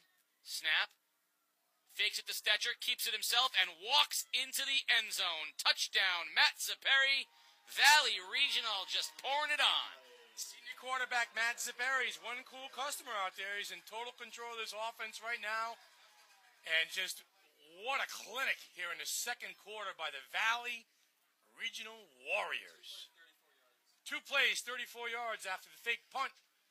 6 points, Old Lyme, Valley Regional. 30-0.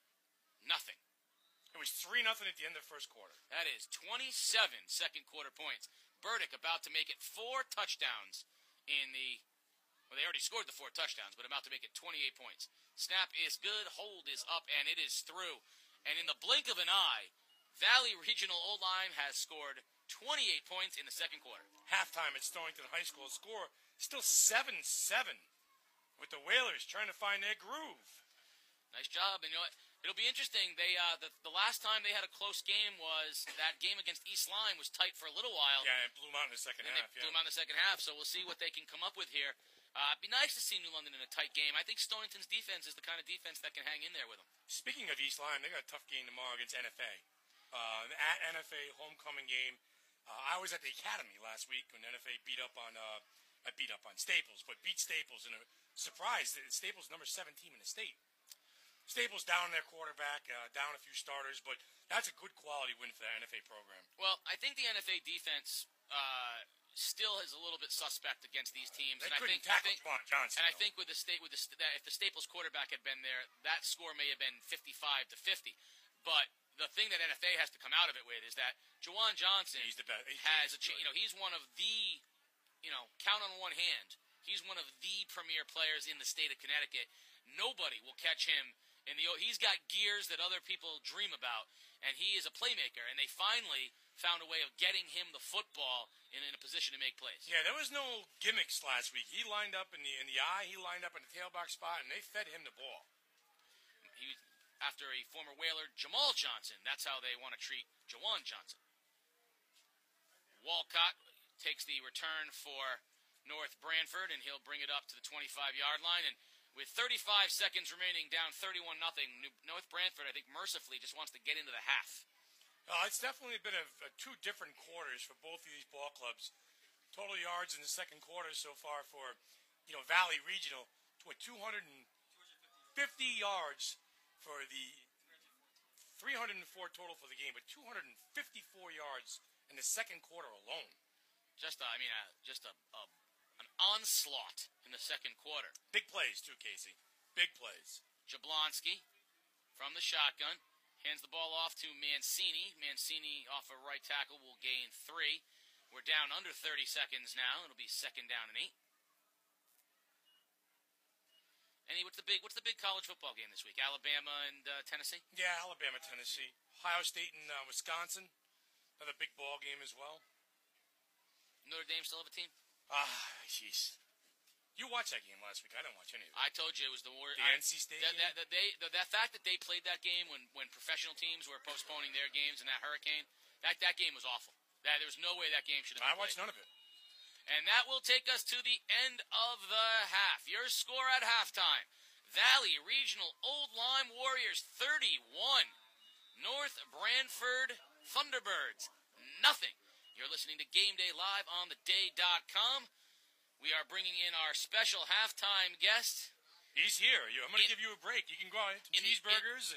In the world of Old Lyme, yes, this man is on the Mount Rushmore of Old Lyme athletics. The one, the only, Bill Basetto. Bill, come on in.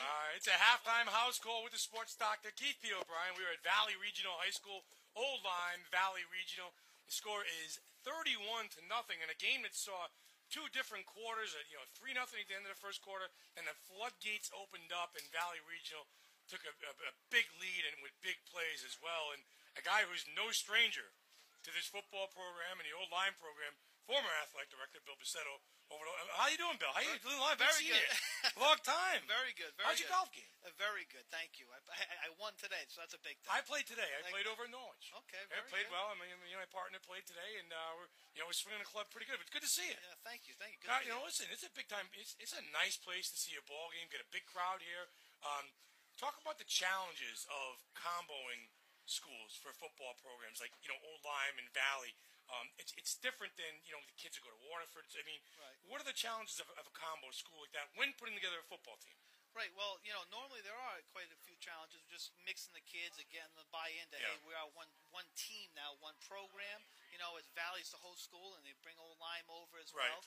The numbers are usually about half and half, maybe about 60% Valley, 40% Old Lyme kids. But I got to tell you, all the credit in the world to Tim King and his staff. Yeah. They've meshed this group. You'd never know who goes to Valley, who goes to Old Lyme. It's one unit. They do a great job, and he's done it for years. So, and this team is 3 years removed from a state championship. Is that right? 2 years. 2 years removed from a state Class S state championship. We won it 2 years ago. And so last year we did it, and then we're trying to get back to the playoffs this year. So there's really no inferior complex from the kids from Old Lyme because they come to Valley for practice and stuff like that. Kids don't feel like they're left out. Oh, no, not at all. And I think that's a direct reflection of, again, Timmy King and his staff because they just truly treat them all as one. And if you ever go to one of their banquets, I mean, Timmy ends up breaking down crying. He's an emotional guy. The kids will run through a wall for him, and he does a great job. And I think some of that also has to go with the administration at Valley and administration at O-Line. They've always worked together so well, and I enjoyed it myself when I was at O-Line. Now, is that what these smaller schools need to do to field a competitive football team, in your opinion? I mean, Old Lyme couldn't field their own football team. Valley couldn't do it. We're seeing it more.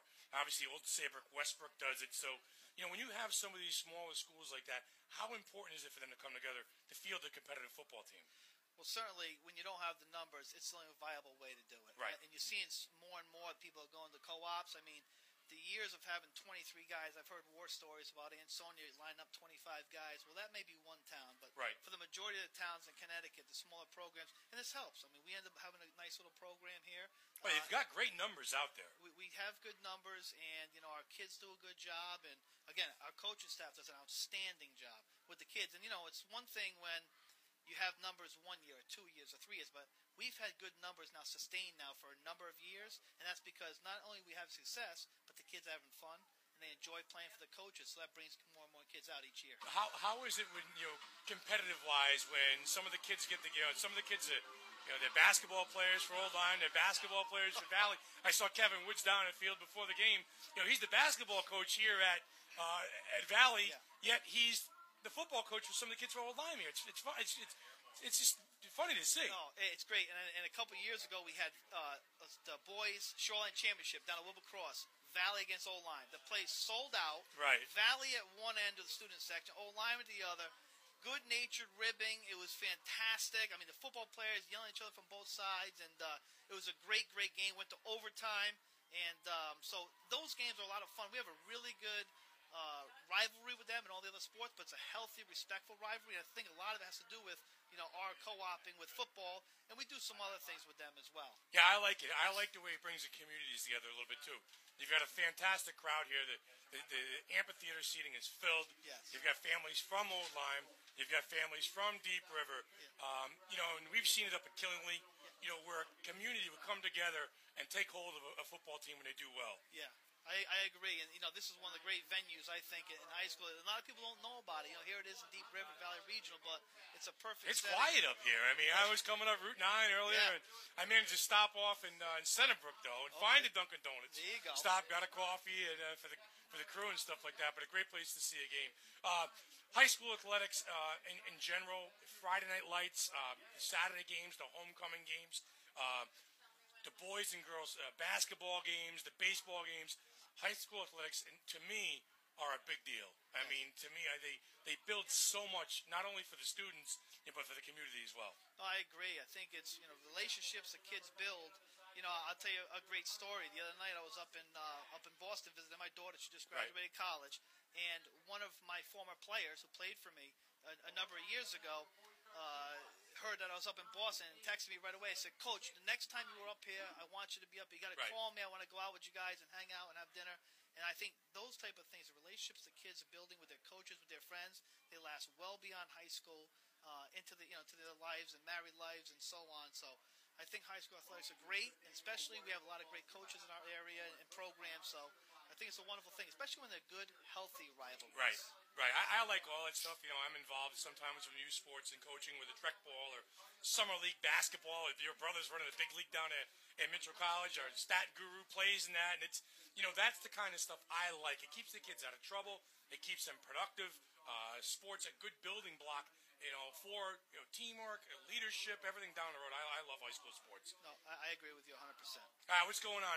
I'll talk a little national sports with you. Surprised that, first of all, you surprised that Tiger Woods withdrew this week? You know what? I'm not, because I think he's so. First of all, I respect the decision, but I think he's so vain. He doesn't want people to see him he's washed struggle. Up. I think he's washed up. I think he's going to have one great run left in him. I really do, because I think the fact that he's tried to get back right now and he's working at it, I think he'll have one more great run in him. I don't think the young guys today, the Spieth, the McIlroy, the Ricky Fowlers, the Dustin Johnsons, they don't care who Tiger Woods is anymore. The intimidation factor's gone. You know what? I will agree with you. If he can get his game back to a competitive level, I will say this. The only major he would have a shot at winning is the Masters. I agree. Because he knows that course. He's familiar with it. Yeah. Could be like a Jack Nicklaus at 46 years old. If he's listen, he's not going to win a British Open. He's not going to win the U.S. Open. But he could win a Masters. He certainly could win a Masters. I wouldn't count him out because, that greatness, you could reach down deep and get it. But these young guys, Dustin Johnson hits it on They all mile, pipe the ball 350 speed, yards. Day, and all these guys, it's ridiculous. But I thought the Ryder Cup was great, by the way. Ryder Cup I was really fantastic, enjoyed that. yeah. I really enjoyed that. All right, what else going on? Pats fan? I am a huge Pats fan. I love the fact that Tom Brady's back. I hope they win the Super Bowl this year. So I want Goodell to have to hand him the trophy and just see what Brady looks at him and I says. think this is funny. I mean, I will say this. Has there ever been a league MVP that's played 12 games? Could be this year. It could and be. you know what? He wears number 12, too. And he's up there at Foxborough. Listen, 400 yards, 4 touchdowns, week number 1. Who else is out there could win the MVP this year? Well, it's Dak early, but Prescott? Matt Ryan's off to a heck of Yeah. a start right now. They'll find a way to fall apart. And I'm going to tell you something right now. An old Cowboys type. I used to root for the Cowboys, but Ezekiel Elliott is putting up Now he's playing huge well. numbers as a running back. And with that line, Right. he's going to be able to put up huge numbers going You forward. bring back Romo? I definitely would bring back Romo. Why? You know what? Listen to me now. Let's not get They're hysterical. going to It's ruin the 5 games. chemistry of that team? You know what? Tony Romo, in my opinion, Yeah. people don't give him the credit that he deserves. Look up the numbers. I think he's the 3rd highest rated passer in the history of the NFL. If you put any stock Well, in I'm NFL looking at ratings, playoff wins, and Well- he's not the 3rd highest rated guy there. well, you can't Oh, you do guys that, are all though. against me here I in the think booth. that's unfair. I think that's unfair. Again, if you look at it, they have NFL ratings for quarterbacks. He's the 3rd highest rated quarterback of all time. Of all time. Numbers, guys. It's I got- like it's wins got and to- losses on the field. Ezekiel Elliott, I'll tell you this. He was the most ready, made for success guy in the NFL coming out of the college draft. I I mean, he agree. was a stud. I He was a agree. man's playing a child's game in college. But I tell you who's impressed me, who I'm shocked, Joey Bosa coming out of, Yeah. getting hurt and holding out training camp, everything. He's made a big difference with that San Diego team, who I can't believe they've lost some of the games they've lost. Well, listen, I'm going to tell you something right now, too. That Thursday Night Football, for me, and I was talking about this off the record earlier with Casey, is horrible. These teams come back, they play on a short week, they have 1 day of practice and a walkthrough. Right. Yeah. These teams aren't ready. You saw Denver last night. They weren't ready offensively. Right. San Diego just kind of took it to them a little bit. What's funny about that is Goodell and the NFL, they preach safety, safety, safety, yet they bring these guys back on 3 days. Yeah. And they'll bring a number of teams back now this year, right after Thanksgiving. And they'll before Thanksgiving, they'll play Sunday and then on Thanksgiving. So that's part of the charade, I think, of the NFL and Roger Goodell. It's a halftime house call with the sports doctor, Keith O'Brien. Mike is in and out, and it's one of those things here. It's live, and we're on the air. Boy, this wire's tripping. All right. Case, I'm losing my mic here. Here, I'm back. It is 31-0 at halftime at Valley Regional High School. Former Old Lyme Athletic Director Billy Bissetto chimes in a few minutes. We talk a little UConn basketball. They open up first night tonight, men and women's. How about the baseball playoffs? What's going Baseball, on? let's talk about that. You got 4 teams left. Who are your teams? It's hard not to root. First of all, I'm a San Francisco Giant fan. Yeah. Okay, I've loved them ever since Barry Bonds and those guys were playing. But it's hard not to root for the Cubs right now. Okay. Okay, I mean, after all they've been through, I was hoping the Sox would do well. Obviously, with Toronto, with Pete Walker, our local guy, Right. I'm rooting for him. Rajay Davis? Rajay Davis for Cleveland. So whoever comes out of the American League should hopefully be a nice. I'm going to root for Cleveland a little bit here, just due to the fact that I like Davis. I like Yep. Napoli. Yep. I love Francona. I thought he was mistreated by the Red Sox when he got chased out of town and all that stuff. So Yeah. I'm going to give you Cleveland and the Cubs. I'm going to tell you something right All right. now. Okay, the Dodgers. I'll say this: nobody wanted to see the Dodgers in it because no one wants to see Kershaw 2 or 3 times. Right. And he took the ball again after starting Game 4. Took Yep. it for the save. So I won't count them out. But I'm going to say Cubs. And I'm going to say Toronto because I'm going to root for Pete. All right. But I'm going to say Cubs win it all. All right, great stuff. Thanks for coming by for a few minutes tonight. It's a great place to see a ball game. If you haven't been up here, check this thing out. Just great stuff with Old Lyme and Valley Regional. And thanks to Game Day for covering this and taking care of us. All right, we'll see you soon. Billy Thank Bissetto, you. he comes in here real quick. I'll walk. Why don't you come on real quick? I'll bring a walker on. Stat Guru 2.0. What's going on this week? Got some summer league basketball this weekend, Stonington, and big games for us. And you're one of those guys that you've got a lot vested in here. You're rooting for the Blue Jays. I am. You 8 o'clock tonight. You like the way this series sets up for them? I do. I think they overall have a better pitching staff, starting pitching, but their bullpen isn't as strong as Cleveland's. But I'd say their offense, if they can catch fire at the right time and put a couple home runs on the board, then... Well, their bats are red hot. Yeah, right now they are. Toronto offense is heating up. Yeah, after pounding Darvish and Hamels, I'm not sure what other pitcher they're not going to be able to hit. Yeah, I mean, and Cleveland's pitching staff is just okay. If they're not fantastic. And they got Kluber, their ace, going tonight. So if the Blue Jays are able to hit him pretty well, and they have the 2 or 3 other pitchers that aren't as good as Kluber, they're in a good shape for the series. You guys watch this series. You guys are. I mean, your whole clan is emotionally invested in this. Yeah, we are. With my uncle being the pitching coach and all that. How about on the other side? How about the Dodgers and the Cubs? You just talked about it for a second. Yeah, you don't want to overlook the Dodgers because Clayton Kershaw, if he's 2 or 3 games going, that's almost an automatic win. But the Cubs, they have one of the better offenses in the league, but I think the Dodgers' only problem is they're not always able to put up the amount of runs that they need to support for Kershaw. Right. So if he gives up 2 or 3, they could be in trouble facing a pretty good Cubs pitching staff. Well, this is when baseball gets exciting. This is, the final 4 teams. It's down to crunch time. Again, these are long series now. These are 7-game series. So, games 1, games 3, and games 5, important swing games in the series. Well, yeah, you saw last night how important winning every game was. The Dodgers put their closer into the 7th inning, risking it all because after having the Orioles, they didn't put Zach Britton in the game. They don't want something like that to happen to them, so they got to risk it all if they want to move on. You got to. Terry Francona's done that too. He did that tremendously well against the Red Sox. Andrew Miller came in early. Andrew Miller was coming in like the 6th inning. Yeah. And he was asking his closer to get 5 or 6 outs down the stretch. It was going to be tough to beat the Red Sox, and they were going to have to take some chances. I was surprised with the sweep, but in Game 1 when he brought Miller in that early, he was giving it his all to win the series. All right, so who's in the World Series in a week? Cubs, Blue Jays. Cubs, Blue Jays. That's my pick. And I'll ask you who you like next week in that series. Yep. College football tomorrow. We hit on it real quick. Tennessee coming off of a loss last week to Texas A&M. Overtime loss, I do believe. Yes. Double overtime loss to Texas A&M. They take on Alabama. These are those games that Alabama just doesn't lose. In Tuscaloosa, Dick Saban and Lane Kiffin, they're going to come up with a good game plan, and I don't see how they're going to lose to the Tennessee team coming off a tough loss against Texas A&M. Yeah, and the big game tomorrow in the Big Ten, we hit on that, Ohio State and Wisconsin. Again, this is a Wisconsin team that's kind of surprised people. A big win at the beginning of the year against LSU, who's kind of fallen off a little bit, and you've got an Ohio State team who was expected to be there. I think there's a lot of pressure on the Buckeyes. Wisconsin's going into Columbus for house money. Yeah, I think Ohio State might be the best team in college football right now. They have arguably the best coach in Urban Meyer. Yeah. But Wisconsin, you never know what they're going to give you. They're ranked 8th right now, so good offense and pretty solid defense. They had a close game with Michigan, so You've got the top 4 teams right now. You've got Alabama, Ohio State, Clemson, and Michigan. Then you've got a couple of teams on the outside looking in. Obviously, Louisville, with that bad loss to Clemson, can still get back in the mix. Houston is out of the mix one right now. game for them. They're out.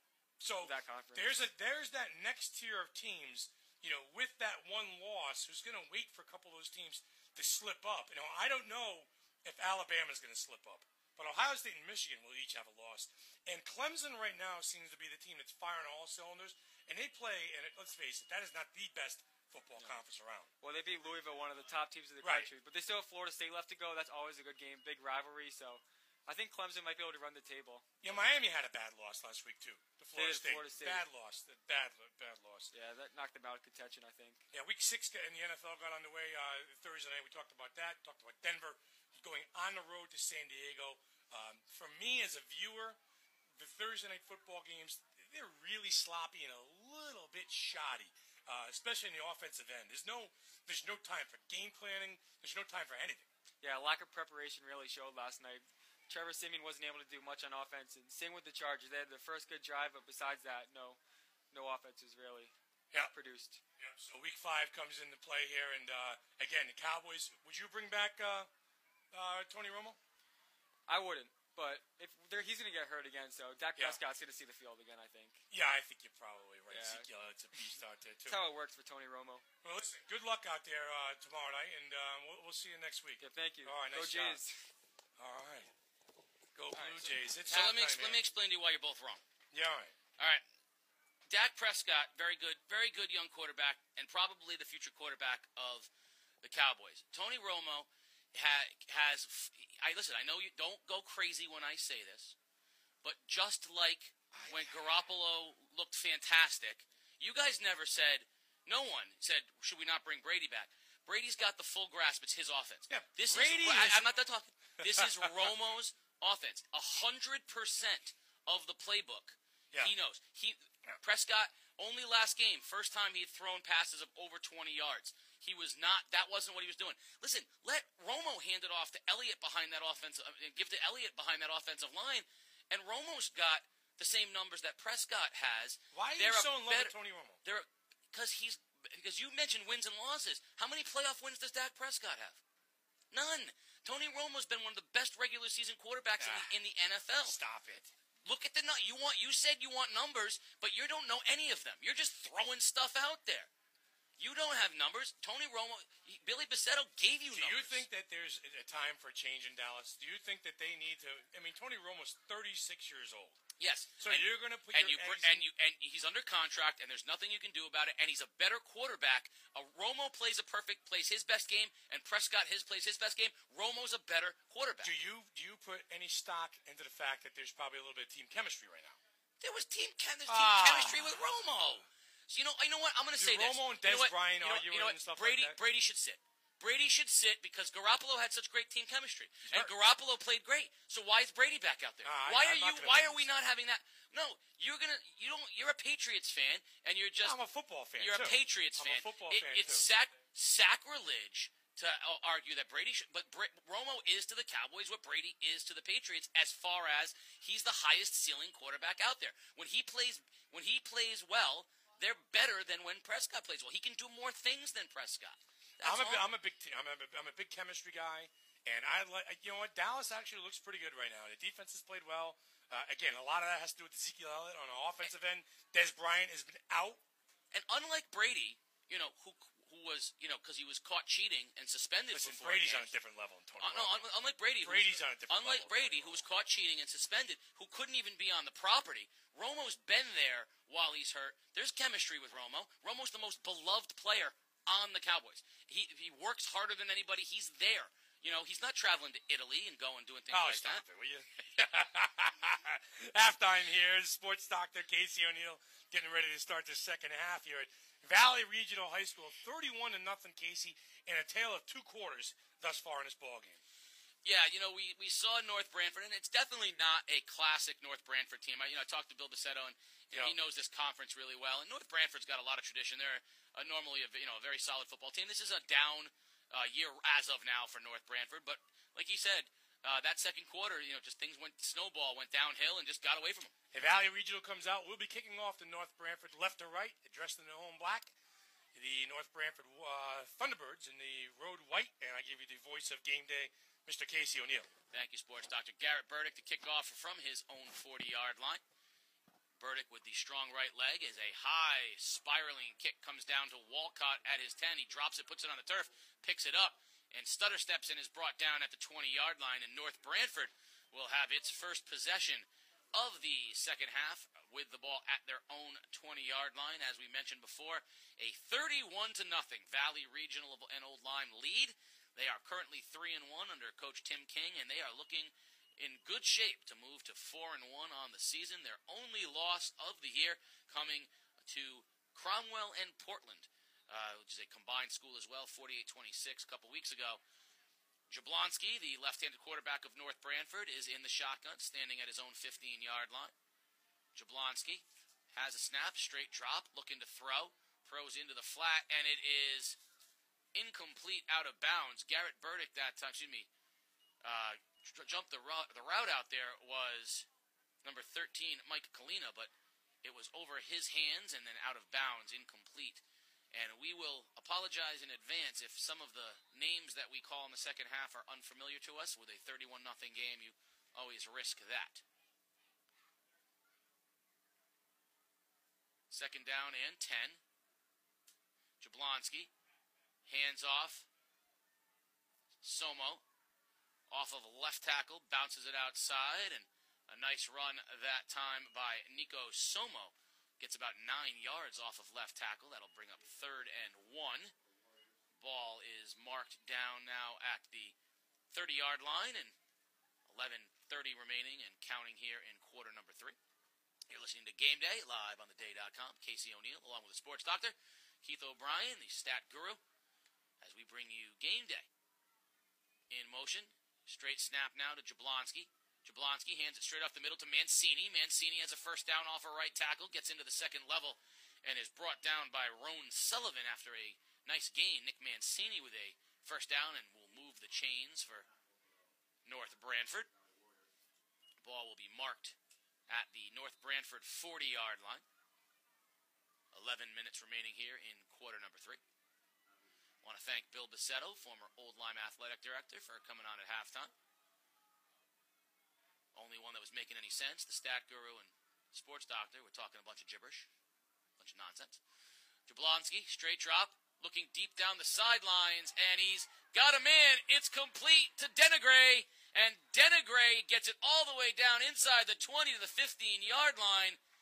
Denegray beat Jean-Pierre and Krzyzewski 47 yards. That's the combination that we saw in the first half. Jablonski to Denegray, and North Branford's got something brewing here on their first possession of the second half. 1st and 10 from the Valley 12-yard line. Great pitch and catch from Jablonski to Denegray. Right up on the ball, Jablonski has trips right. Denegray is the lone setback to the left. Jablonski pumps, looking for Denegray in the corner, and great job that time by Krzyzewski of getting position. Wouldn't let Denegray get to the corner. Ball sails incomplete, 2nd and 10. 10:23 remaining here in period number 3. 31-0 Valley Regional on top. We'll bring you the out-of-town scoreboard, as well as any breaking news from the world of professional sports as they unfold. Of course, Cleveland and Toronto opening up tonight in the American League Championship Series. 2nd and 10, Jablonski from the shotgun. Trips right, to left, empty backfield. In motion comes Walcott. Jablonski looking to throw, gets to Walcott in the flat. Walcott has it. Up near a first down is Charles Walcott on a nice little seam route that time out into the flat. Turns it up. It'll be 3rd down and 3, it looks like. We'll wait for a spot. I thought he did a little better than that, but they're going to say 3rd and we'll call it 3.5. Under 10 minutes remaining here in the first period. North Branford trying to get on the board. They trail 31-0, but a little life here in their first possession of the second half. Trips right, twins left, empty backfield. 5 receivers on the field for North Branford. And we have a whistle, and it looks like we're going to get a timeout. Timeout, Valley Regional Old Lyme. They want to talk about it. 9:43 remaining, 31-0. As always, Game Day is brought to you by M.J. Sullivan Auto, down on the corner of Broad and Coleman Streets in New London. M.J. Sullivan Auto for all your car needs. And Lawrence and Memorial Hospitals, with 4 walk-in clinics throughout southeastern Connecticut. No appointment necessary. You can go on down and get some quality medical care at Lawrence and Memorial Hospitals. 31-0, 9:43 remaining here in the third period. But North Branford's got something to brewing. A big pass from Jablonski to Denegray got them down to the 12-yard line, and it's going to be 3rd and 3. Ball at the 8-yard line now, and Valley with that timeout comes back on with their defense, and North Branford's running up to the football. They can't wait to run a play here on 3rd and 3. Finally, some offensive rhythm here for North Branford. Jablonski has 3 receivers to the left and sends Walcott over to the right with Sweet Apple. Jablonski from the shotgun sends Walcott in motion to his left. Jablonski looking to throw. Pressured, throwing, and it's intercepted. Intercepted by Burdick. Burdick running down the sideline. Burdick is going to go for an 100-plus yard interception return. Garrett Burdick, rock star. Burdick had a chance at a pick 6 earlier. That time, made sure he caught it and took it all the way back to the house. Just an absolute back-breaking play for this North Branford team. 3rd interception tonight for the Warrior defense. 100-plus yard interception return by Mr. Do-Everything, Garrett Burdick. My goodness, son, you have earned yourself a Slurpee at the end of this one. Yeah, big-time performance, both sides of the ball and in the kicking game. I mean, football player is the only way I can describe Garrett Burdick. He's a football player. 37-0 with a chance to tack it on. Burdick's extra point is up, and it is straight and true. And with 9:21 remaining, just a total reversal. North Branford still has not been able to get into the end zone, and instead a pick six in the other direction, 38-0. Valley Regional Old Lyme. That's a tough break for this North Branford team on the road, coming off of a bye week, regrouped at halftime, had something cooking offensively, and a pick six by Burdick. This is as good an all-around effort as we have seen. Garrett Burdick has done it at cornerback. He's done it in the kicking game, including a 30-yard field goal on top of his 5 extra points today. He has done it as a wide receiver. He is, like you said, a football player. He's one of those kids that every single program dies to have. I mean, not the biggest, not the fastest, not the strongest, not the most talented, but will run through a brick wall for you, says head coach Tim King. 38-0, and I think pretty soon we will start seeing some members that may or may not be on rosters. So it's okay. We'll make it up. You'll wing it. You're good at that. We'll make it up as we go. We got to talk a little cowboy football too. We can continue that conversation. Well, I already said. Well, I thanked Bill Pacetto for being on here. He's the only guy talking any sense in here. You and the stat guru are talking nonsense. Bunch of gibberish coming out of here. Legends. We're talking winners. No, we're talking winners. Gibberish coming down. Mancini takes the kickoff for North Branford at his own 30-yard line, cuts it up the middle, and crosses the 35 to the 37-yard line. And North Branford, after they're dancing around in the ring, they're landing jabs. They throw a right cross, and then out of nowhere, haymaker. Just in the big plays, that's the thing that stands out in this game, offensively and defensively. The big plays for the Warriors tonight have paid big dividends on the field. We have yet to see an 100-yard interception. It was a nice play. That's the first time we have called that. That is a heck of an effort that time by Garrett Burdick. 1st and 10 at their 37-yard line. North Branford down 38-0. Playing for pride right now are the Thunderbirds. Jablonski in the shotgun. Sends Walcott in motion. Going to keep it himself. Heads off the left tackle and gains about 6 yards. Jeff Jablonski with a nice run on 1st down. That's what we saw North Branford doing a lot more of in their opening possession was Jablonski behind, just like you said, chip away. But then they had some nice, deep plays to Denegray, and then, of course, every time they start to get something going, Valley Regional Old Lyme comes in the other direction. 28-6, killing on cruise control right now over Montville in the 3rd quarter in the ECC. 2nd and 5 from their own 43-yard line. North Branford, Jablonski hands the ball off to Nico Somo off of left tackle for gain of 2. It's going to bring up 3rd and short. Spencer Lockwood, 169 yards rushing tonight for the Redmond. Kyle DeRoja, 5 for 11 for 72 yards. So Killingly back on track after their loss to New London. Waterford had 4 first-half turnovers in their 12-6 game against Ledyard. They're still down 12-6. Well, can't have 4 turnovers. That Ledyard defense is not bad. They play tough. 3rd and 2, under 8 minutes remaining. North Branford with the football trailing 38-0. Jablonski sends his man in motion. Now back to the left. Jablonski, straight drop, looks to throws it out in the flat, incomplete. He was looking for Sibley.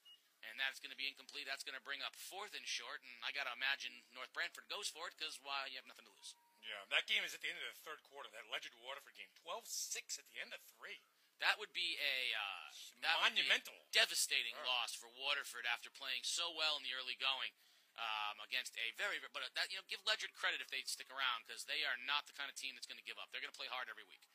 Okay, looks like Jablonski's going to punt the ball after all, and we're going to get a flag on the play. What else you got out there in the scrolling?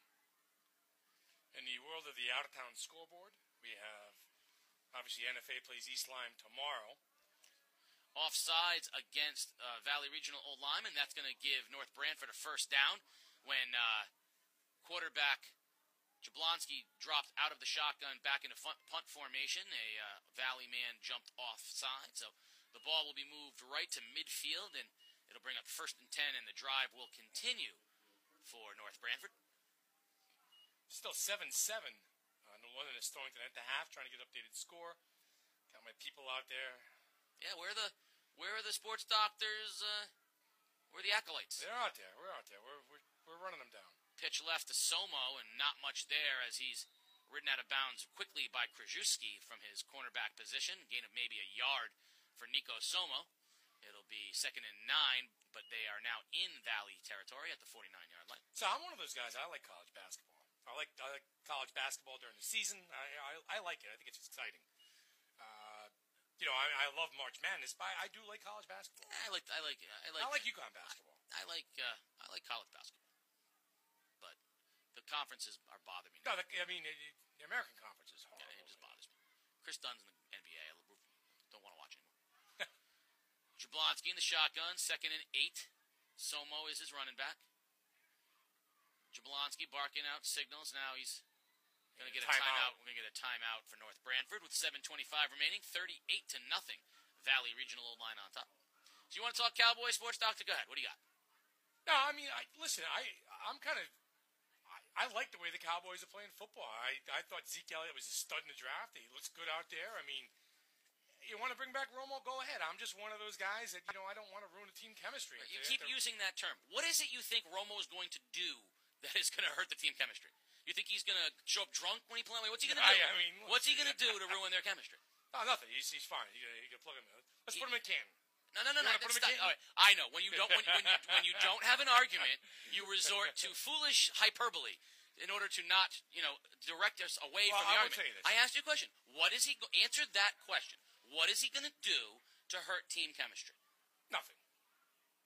You're going to hand the ball off to Zeke Elliott and run for 150 yards. And he's going to throw a better deep ball than Prescott, and he's going to have a better handle of the offense. And instead of 70% of the offense, they're going to use 100% of the offense. And if he gets hurt again, which he might, then Prescott comes in and plays. That's it. But you got to want the best team you can have out there, not the safe team just because you're 3-1. 2nd and 8. In motion, Somo. Now he comes across the formation. Jablonski's going to throws to Walcott on a little bubble screen, and that is sniffed out very quickly. Nothing there that time. Great job by Valley wrapping that one up pretty quickly, and it's going to be a 3rd and long loss on the play.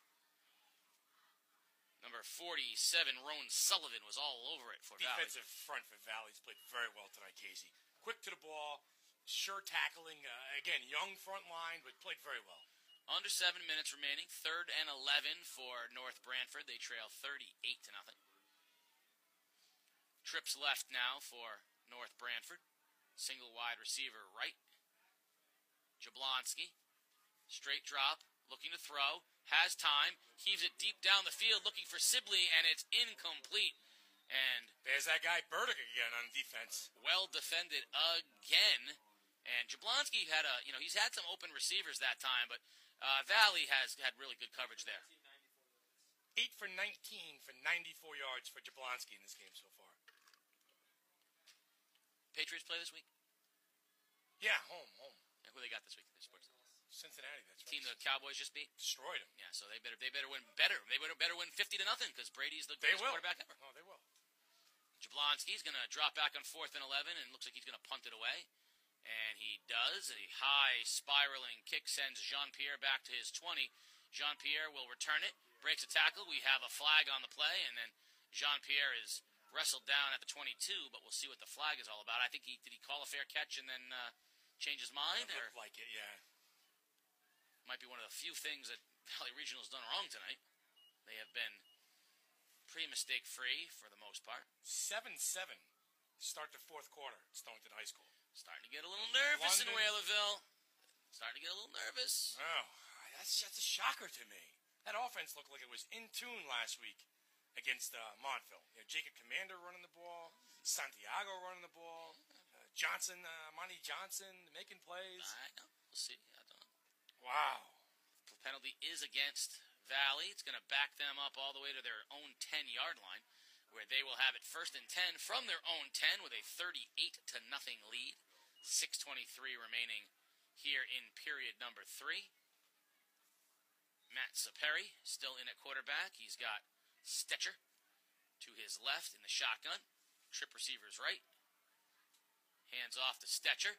Off a right tackle, stutter step, breaks a tackle, gets in the open, cuts it up, cuts it back inside, still on his feet is Stetcher. Stetcher gets to the sidelines, got one man to beat, it's going to be a foot race, he's got to beat Sibley, and he cuts inside, and Sibley brings him down at the 25-yard line. What a run from Daniel Stetcher. Big-time run by Stetcher. He's had a very productive night. 6 carries for 204 yards for Daniel Stetcher. Big play after big play for that young man. That's 35 yards a carry. It's not too shabby right there, yeah. 6 carries for 204 yards. Not bad at all. 6:08 remaining, 38-0, and just like that, Valley is all the way on the North Branford 25-yard line. Stetcher's a workhorse, too, because he's still out there. He can run in the hole, he can bounce to the outside. Nice moves there. Saperi from the shotgun, trips left. Burdick is the lone setback right. Pitch left to Stetcher. Stetcher cuts it back inside, breaks a tackle, still on his feet, down inside the 10-yard line. Only 14 yards that time, really hurting the average. Hurting the average. 16-yard carry that time by Stetcher. It's going to bring up a first and goal. Looks like the ball is going to be marked right on the 10-yard line. So as long as you can go for that touchdown, but it'll be first and 10 at the 10. First and goal for Valley Regional. They're already up 38-0 and trying to get a little more here with 5:35 remaining in the ballgame. Going to have a new running back in the ballgame for a change. It's going to be Krajewski standing back there with Saperi under center. And he gets the handoff straight at the middle, cuts it to his left, tries to get to the goal line, and he's going to be just short. Krajewski did a nice job of cutting it back inside, and he's just short of the goal line. It'll be second and goal from the 4.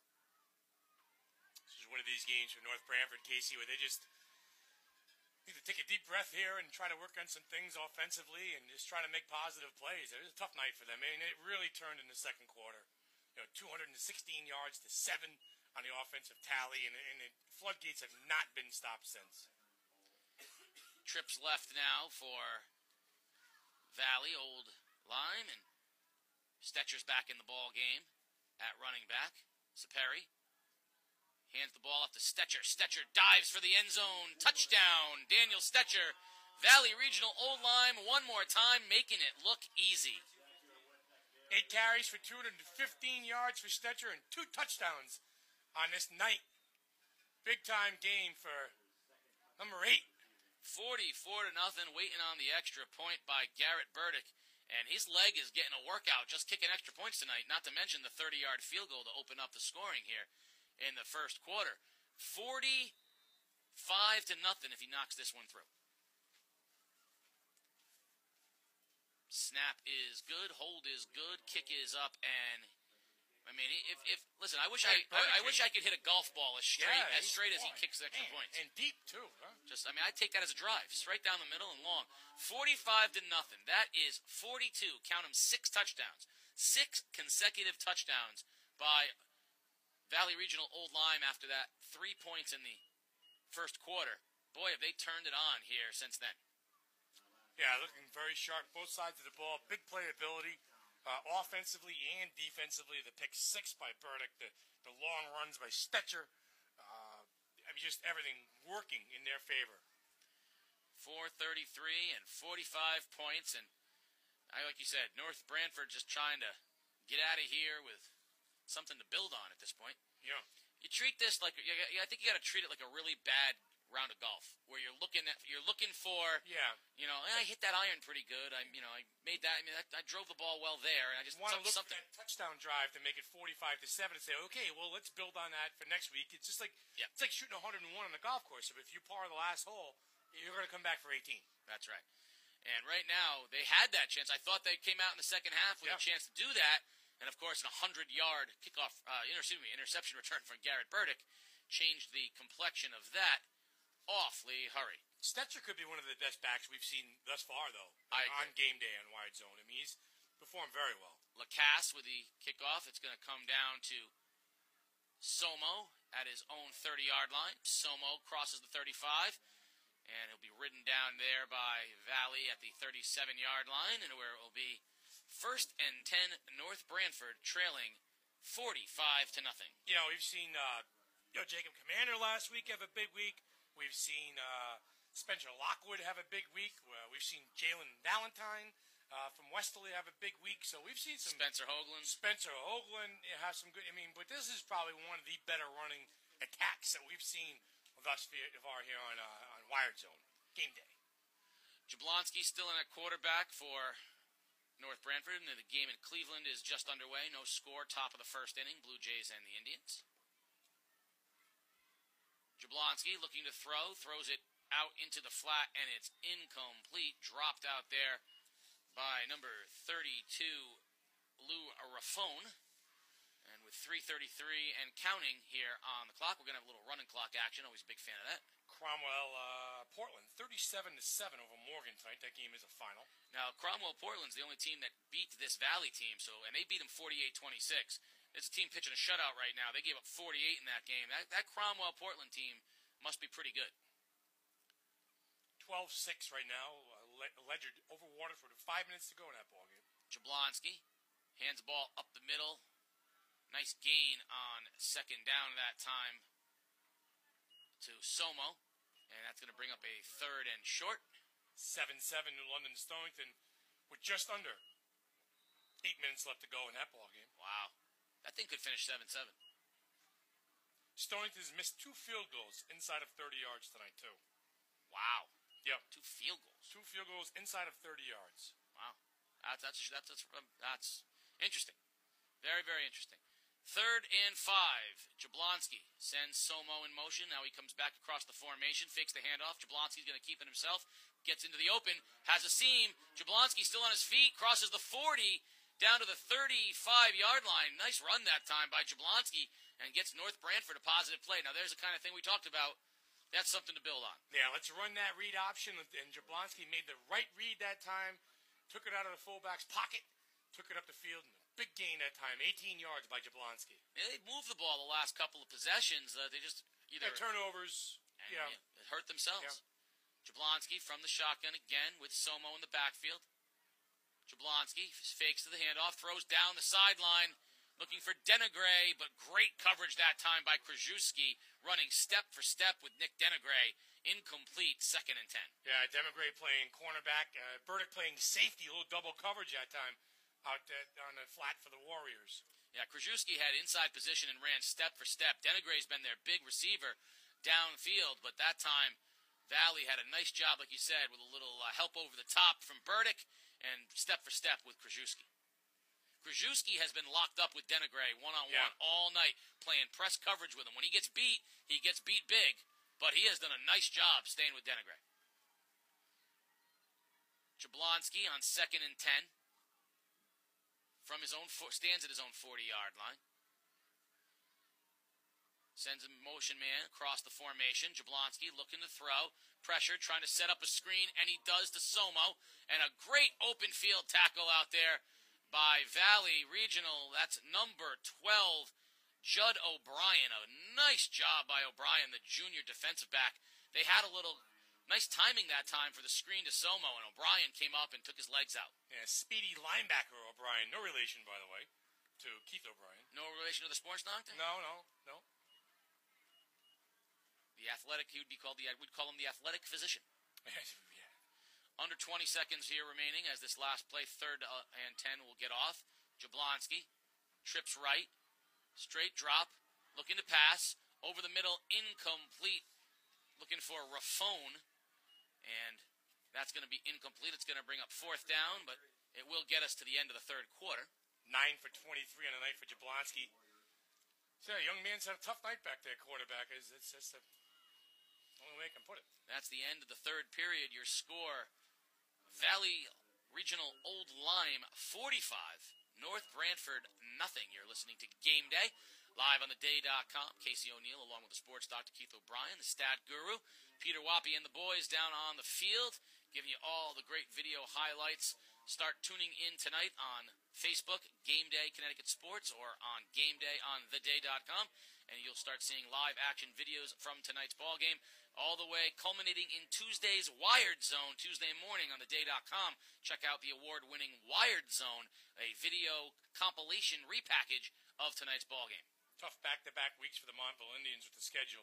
last week, 41-0 against New London. They trailed 36-6 against Killeen with 3:41 left to go in that ball game. We have 12 minutes remaining here, 45-0. Valley Regional on top. I think at this point, the two questions is, can Ledyard hold on against Waterford? And who is going to break that ice in that 7-7 New London-Stonington game?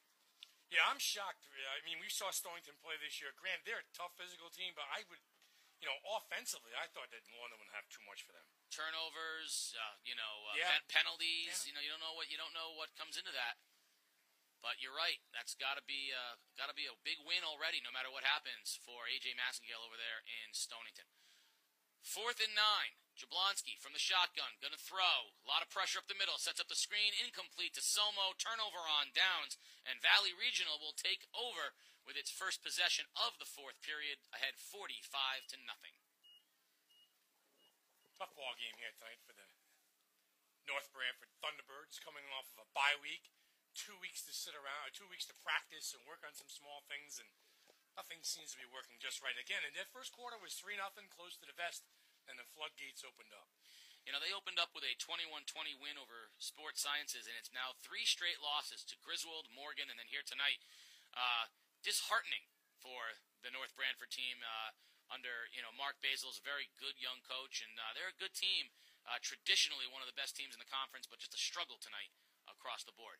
We're going to have a new quarterback in the game that looks like Ernest Jean-Pierre, and he hands the ball off to Krajewski off a right tackle. Krajewski breaks a tackle, and he'll gain about 4 yards on first down. So that looks to be the end of the night for Matt Saperi, as he had himself a great ball game, throwing the ball, leading the team, but he's out of the ball game. We're going to see wholesale changes, it looks like. 5 for 11 for 63 yards passing for Zaperi, and 62 yards rushing as well. So a 100-yard night for senior quarterback Matt Zaperi. Looks like junior Mike Kalina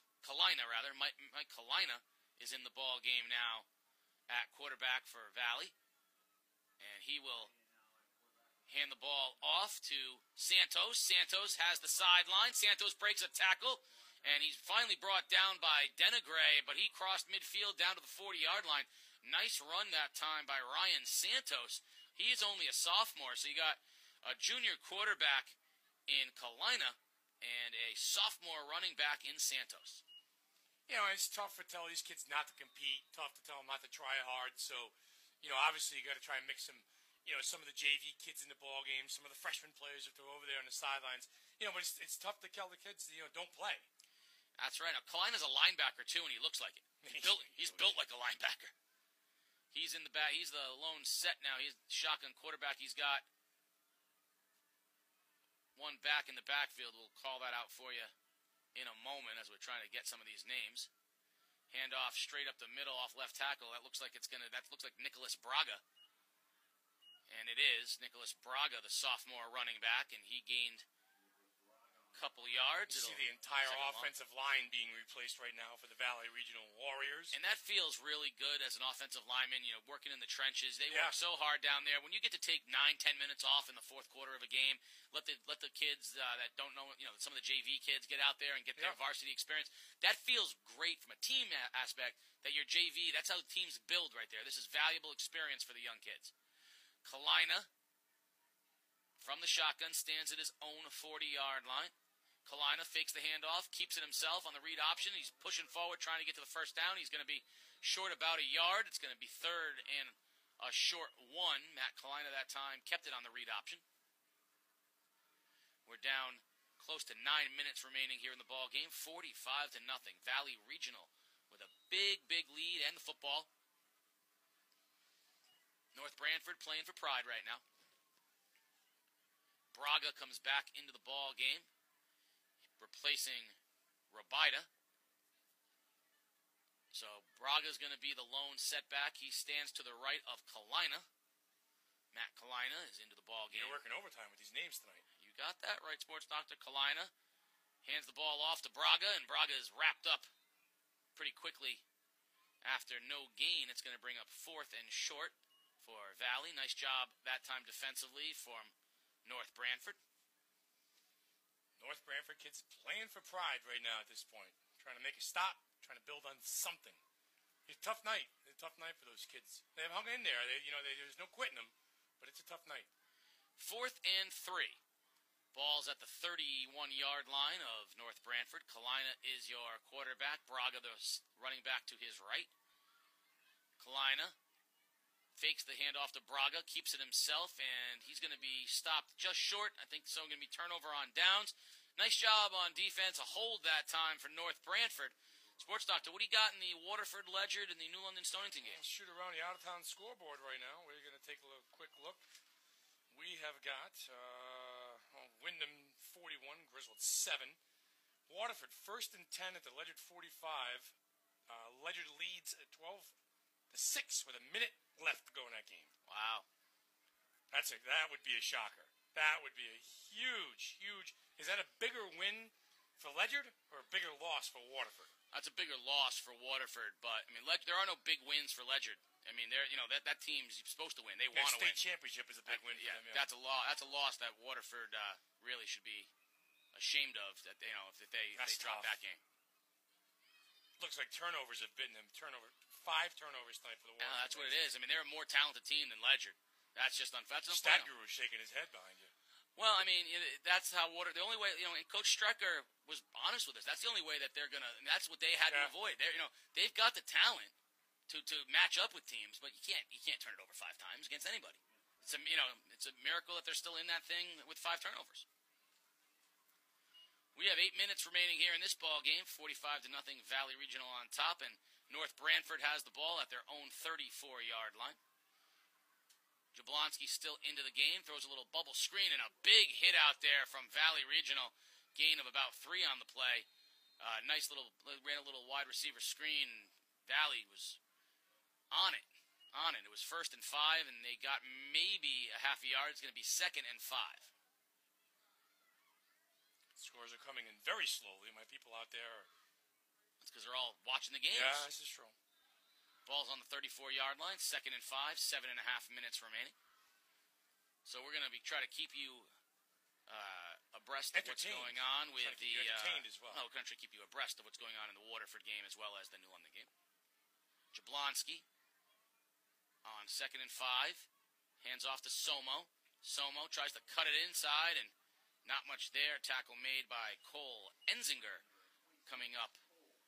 And that's going to bring up 3rd down and a short 1 for North Branford, who's just trying to make something positive happen. If they could stick one in at the end of this thing, just to feel good about themselves. A little easier home down Route 9, down 95.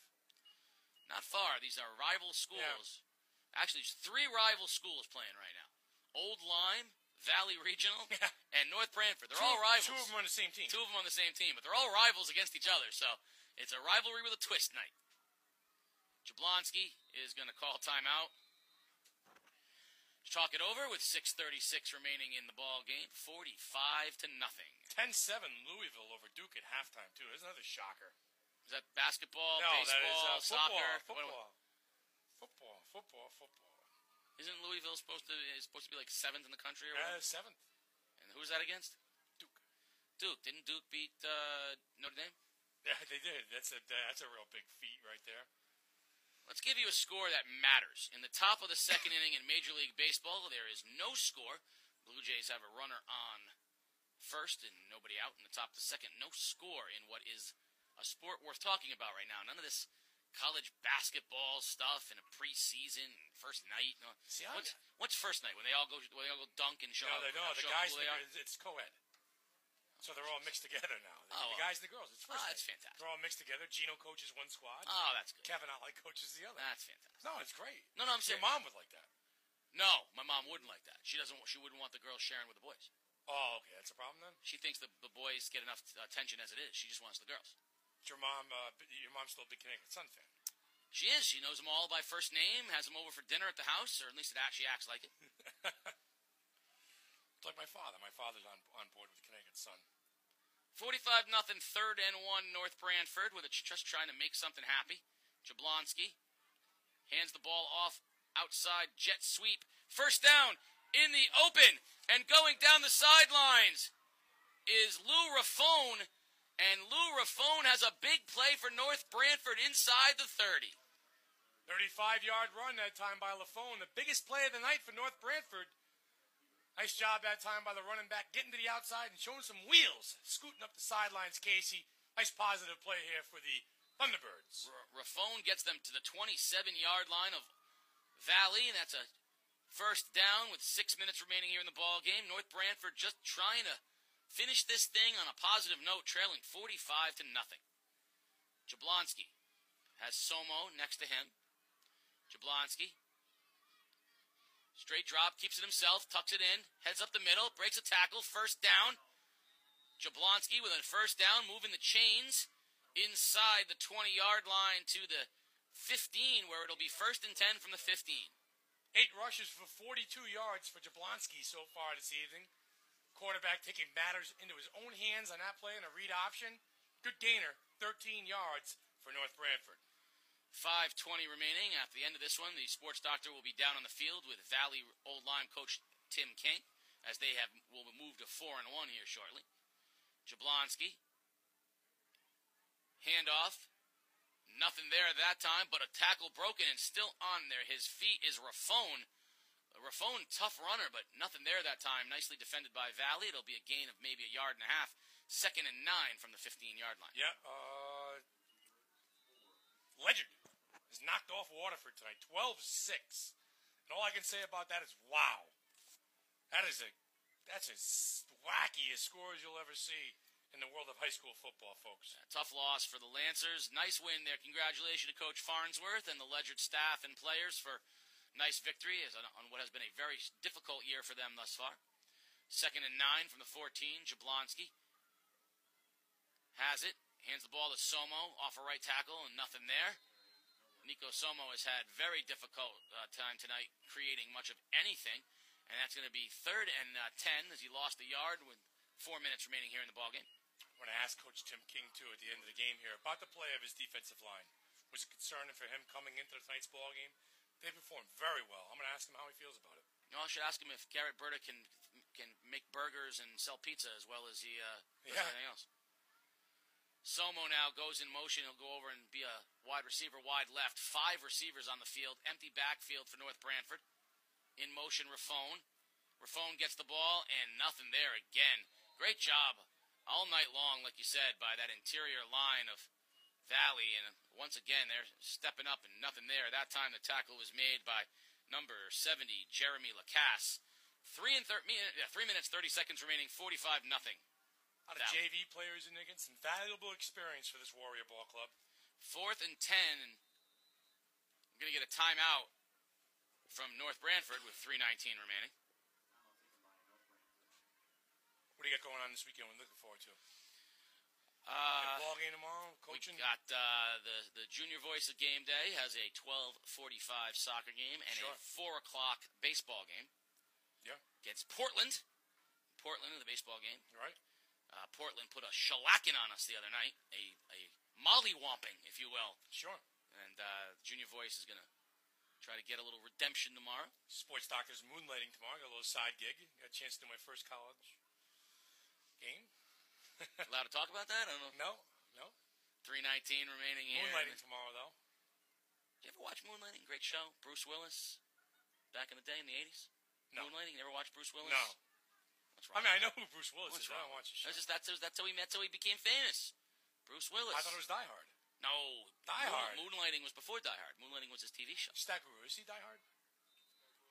He doesn't have a clue. He doesn't have a clue. Die Hard. He never even heard of Die Hard. Never heard of Die Hard. Jeez. What are you, 6? Yeah, just about. That's awful. It's killing me, Stat Guru. And a flag on the play because they just want to keep us here a little bit longer. Sunday is a beautiful weekend. I mean, the stretch of weather we've been having is unreal, too. Played a little golf today, got outside. I mean, this is fall. This is Connecticut. There's some good scenery out there. Fall golf in Connecticut is about as good as any place you can get in the country because of the foliage and the weather. Yeah. Beautiful, beautiful golf courses all throughout, especially down in the shoreline down to southeastern Connecticut. 4th and 15. Jablonski is the quarterback. Ruffino's in motion. And incomplete on fourth down, and we'll turn it over on downs, and Valley Regional will get the ball and try to run this thing out. No, with 3 minutes to go on a running clock, it should be easier. See if we can get one more New London Stonington score, if that's possible. That thing should be at the a final or into extra time. 3:13 remaining here, 45-0 Valley Regional. Yeah, nothing. And then we'll get the sports doctor down on the field with Coach Tim King. Hit down there a little bit. Nice win by the Warriors. They'll move to 4-1. Kalina will be in the ball game. He's the backup quarterback for Valley. He's replaced the hard-working Matt Saperi, who had a fine job running the squad tonight. The big effort, though, tonight, Daniel Stetcher, running back with over 200 yards. And the ball was on the turf, and he fell on it, was Braga. And that'll bring up 2nd and 10, and we're down under 3 minutes remaining here. 2nd and 10 for Valley. We will see that New London football team next week on Wired Zone on game day. They take on the Fitch Falcons. The question is whether or not they will be undefeated when that game takes place. Whalers really probably cannot afford a regular season loss prior to Thanksgiving, where they're going to have that tough matchup with NFA. If 2 losses might not be okay for them. And quite frankly, if they lose to Stonington, then you have to wonder, maybe any week to week they can take a loss. Kalina from the shotgun. 2:30 remaining. Handoff, and ball is loose and picked up and held onto by Valley Regional O-line. It was a little bit of a miscommunique on the handoff there to, looks like Santos, but picked up, and it'll be 3rd and 13. Yeah, put the stat guru on when you go down there. Bring the stat guru in. He can spend the last 2 minutes with me while we wrap this thing up. Maybe you can bring some insight while the sports doctor heads on down to the field. 45-0 Valley Regional on top. A 3rd and 15, call it 3rd and 13 for Valley. Kalina's from the shotgun. Kalina's going to pitch left, and it'll be gain of a couple on the play. See if we can get you a number out there of the running back. 30, looks like number 30, is that a 6? Yep, Rubino is the ball carrier. Justin Rabida, number 38, the sophomore. We're down, heading towards a minute. It's going to be 4th and 13. Valley will punt, and North Branford can try to run this thing out. What do you got going on this weekend, Stackero? Got a basketball game, and just watching a bunch of football, baseball, just keeping up with the sports. You interested in the UConn festivities tonight? I'm not going to stay up that late. I'll be tired after watching the Blue Jays game. 14-7. New London scored with 9 seconds left in the game, and we have a delay of game against Valley. So 14-7 New London. Looks like they're going to hold on and beat Stonington to stay undefeated with a dogfight, though, or a bear fight, as it were, as the Stonington Bears gave New London all they wanted and then some on the home field of Stonington. But New London scores with 9 seconds remaining in the game. They're going to win that thing 14-7. Hold on and set up a big showdown next week with the Fitch Falcons. Jean-Pierre with the punt, end over end, and taken by Denegray at the 45-yard line, and he's wrapped up immediately. Valley on the play. Krajewski, who has been in Denegray's jersey pretty much all night, and with 34 seconds remaining in the ball game, 45-0 Valley Regional. I think we might finally see the end in sight here, Stat Guru. Yeah, it's been a long second half. A lot of penalties, a bunch of timeouts, and it's been a blowout. This is now back-to-back weeks that we have seen a 40-0 shutout here on game day. Last week, New London, 41-0 over Montville. This week, 45-0 Valley Regional over North Branford. But 34 seconds left. North Branford trying to pop one here before the end of the ball game. Jablonski hands off to Somo. Somo off left tackle, breaks one tackle, and gains about 4 on the play. Nico Somo has had very little running room tonight. Nice job on the interior of the line all night long by Valley Regional. Down under 20 seconds remaining. The sports doctor will be down on the field trying to grab Coach Tim King at the end of this one. Under 10 seconds remaining. Looks like they may just let this thing run out. North Branford's not interested in running another play. And we are done at the end of the ball game. Your final score, Valley Regional Old Lyme 45 and North Branford nothing. You are listening to Game Day live on theday.com. Casey O'Neill and the sports doctor Keith O'Brien, and Stat Guru is with us tonight as well. Keith O'Brien on the field waiting to talk to head football coach Tim King as his Valley Regional Old Lyme Warriors go to 4-1 on the season. And the effort tonight was really by Daniel Stetcher, the senior running back tonight. Stetcher with over 200 yards rushing, of course, and multiple touchdowns, along with Garrett Burdick, who was a little bit of everything. 8 carries for 218 yards and 2 touchdowns. 200-plus yards and 2 touchdowns. As good an effort as we have seen. And Garrett Burdick with 6 extra points and a 30-yard field goal. And we're waiting on the sports doctor, who is down on the field right now, waiting on Coach Tim King. And as soon as he's got Coach King, we will make this thing happen. Nice effort tonight. Stetcher, as good a game as we have seen. We have, anytime you're over 200 yards with multiple touchdowns, saw him doing it in a bunch of different ways. Sports doctor is live with a hot mic down there on the side on the field. He's going to have Coach Tim King. Coach, you talked about coming off the bye week, the play of your up front, your big people, offense and defensive line. Defensive line performed pretty well and got at it pretty good today. Yeah, it did. First quarter we were a little rusty. That's what 2 weeks do for you. We had to rub off the rust, and then we came out and we started getting together and started getting after it a little bit. So. Well, he can play offense, he can play defense, he can kick. Talk about the importance of a program having a player like Garrett Burdick out there. Garrett's been wonderful. He's a 3-weapon person. On defense, if the ball goes up, he goes for the ball.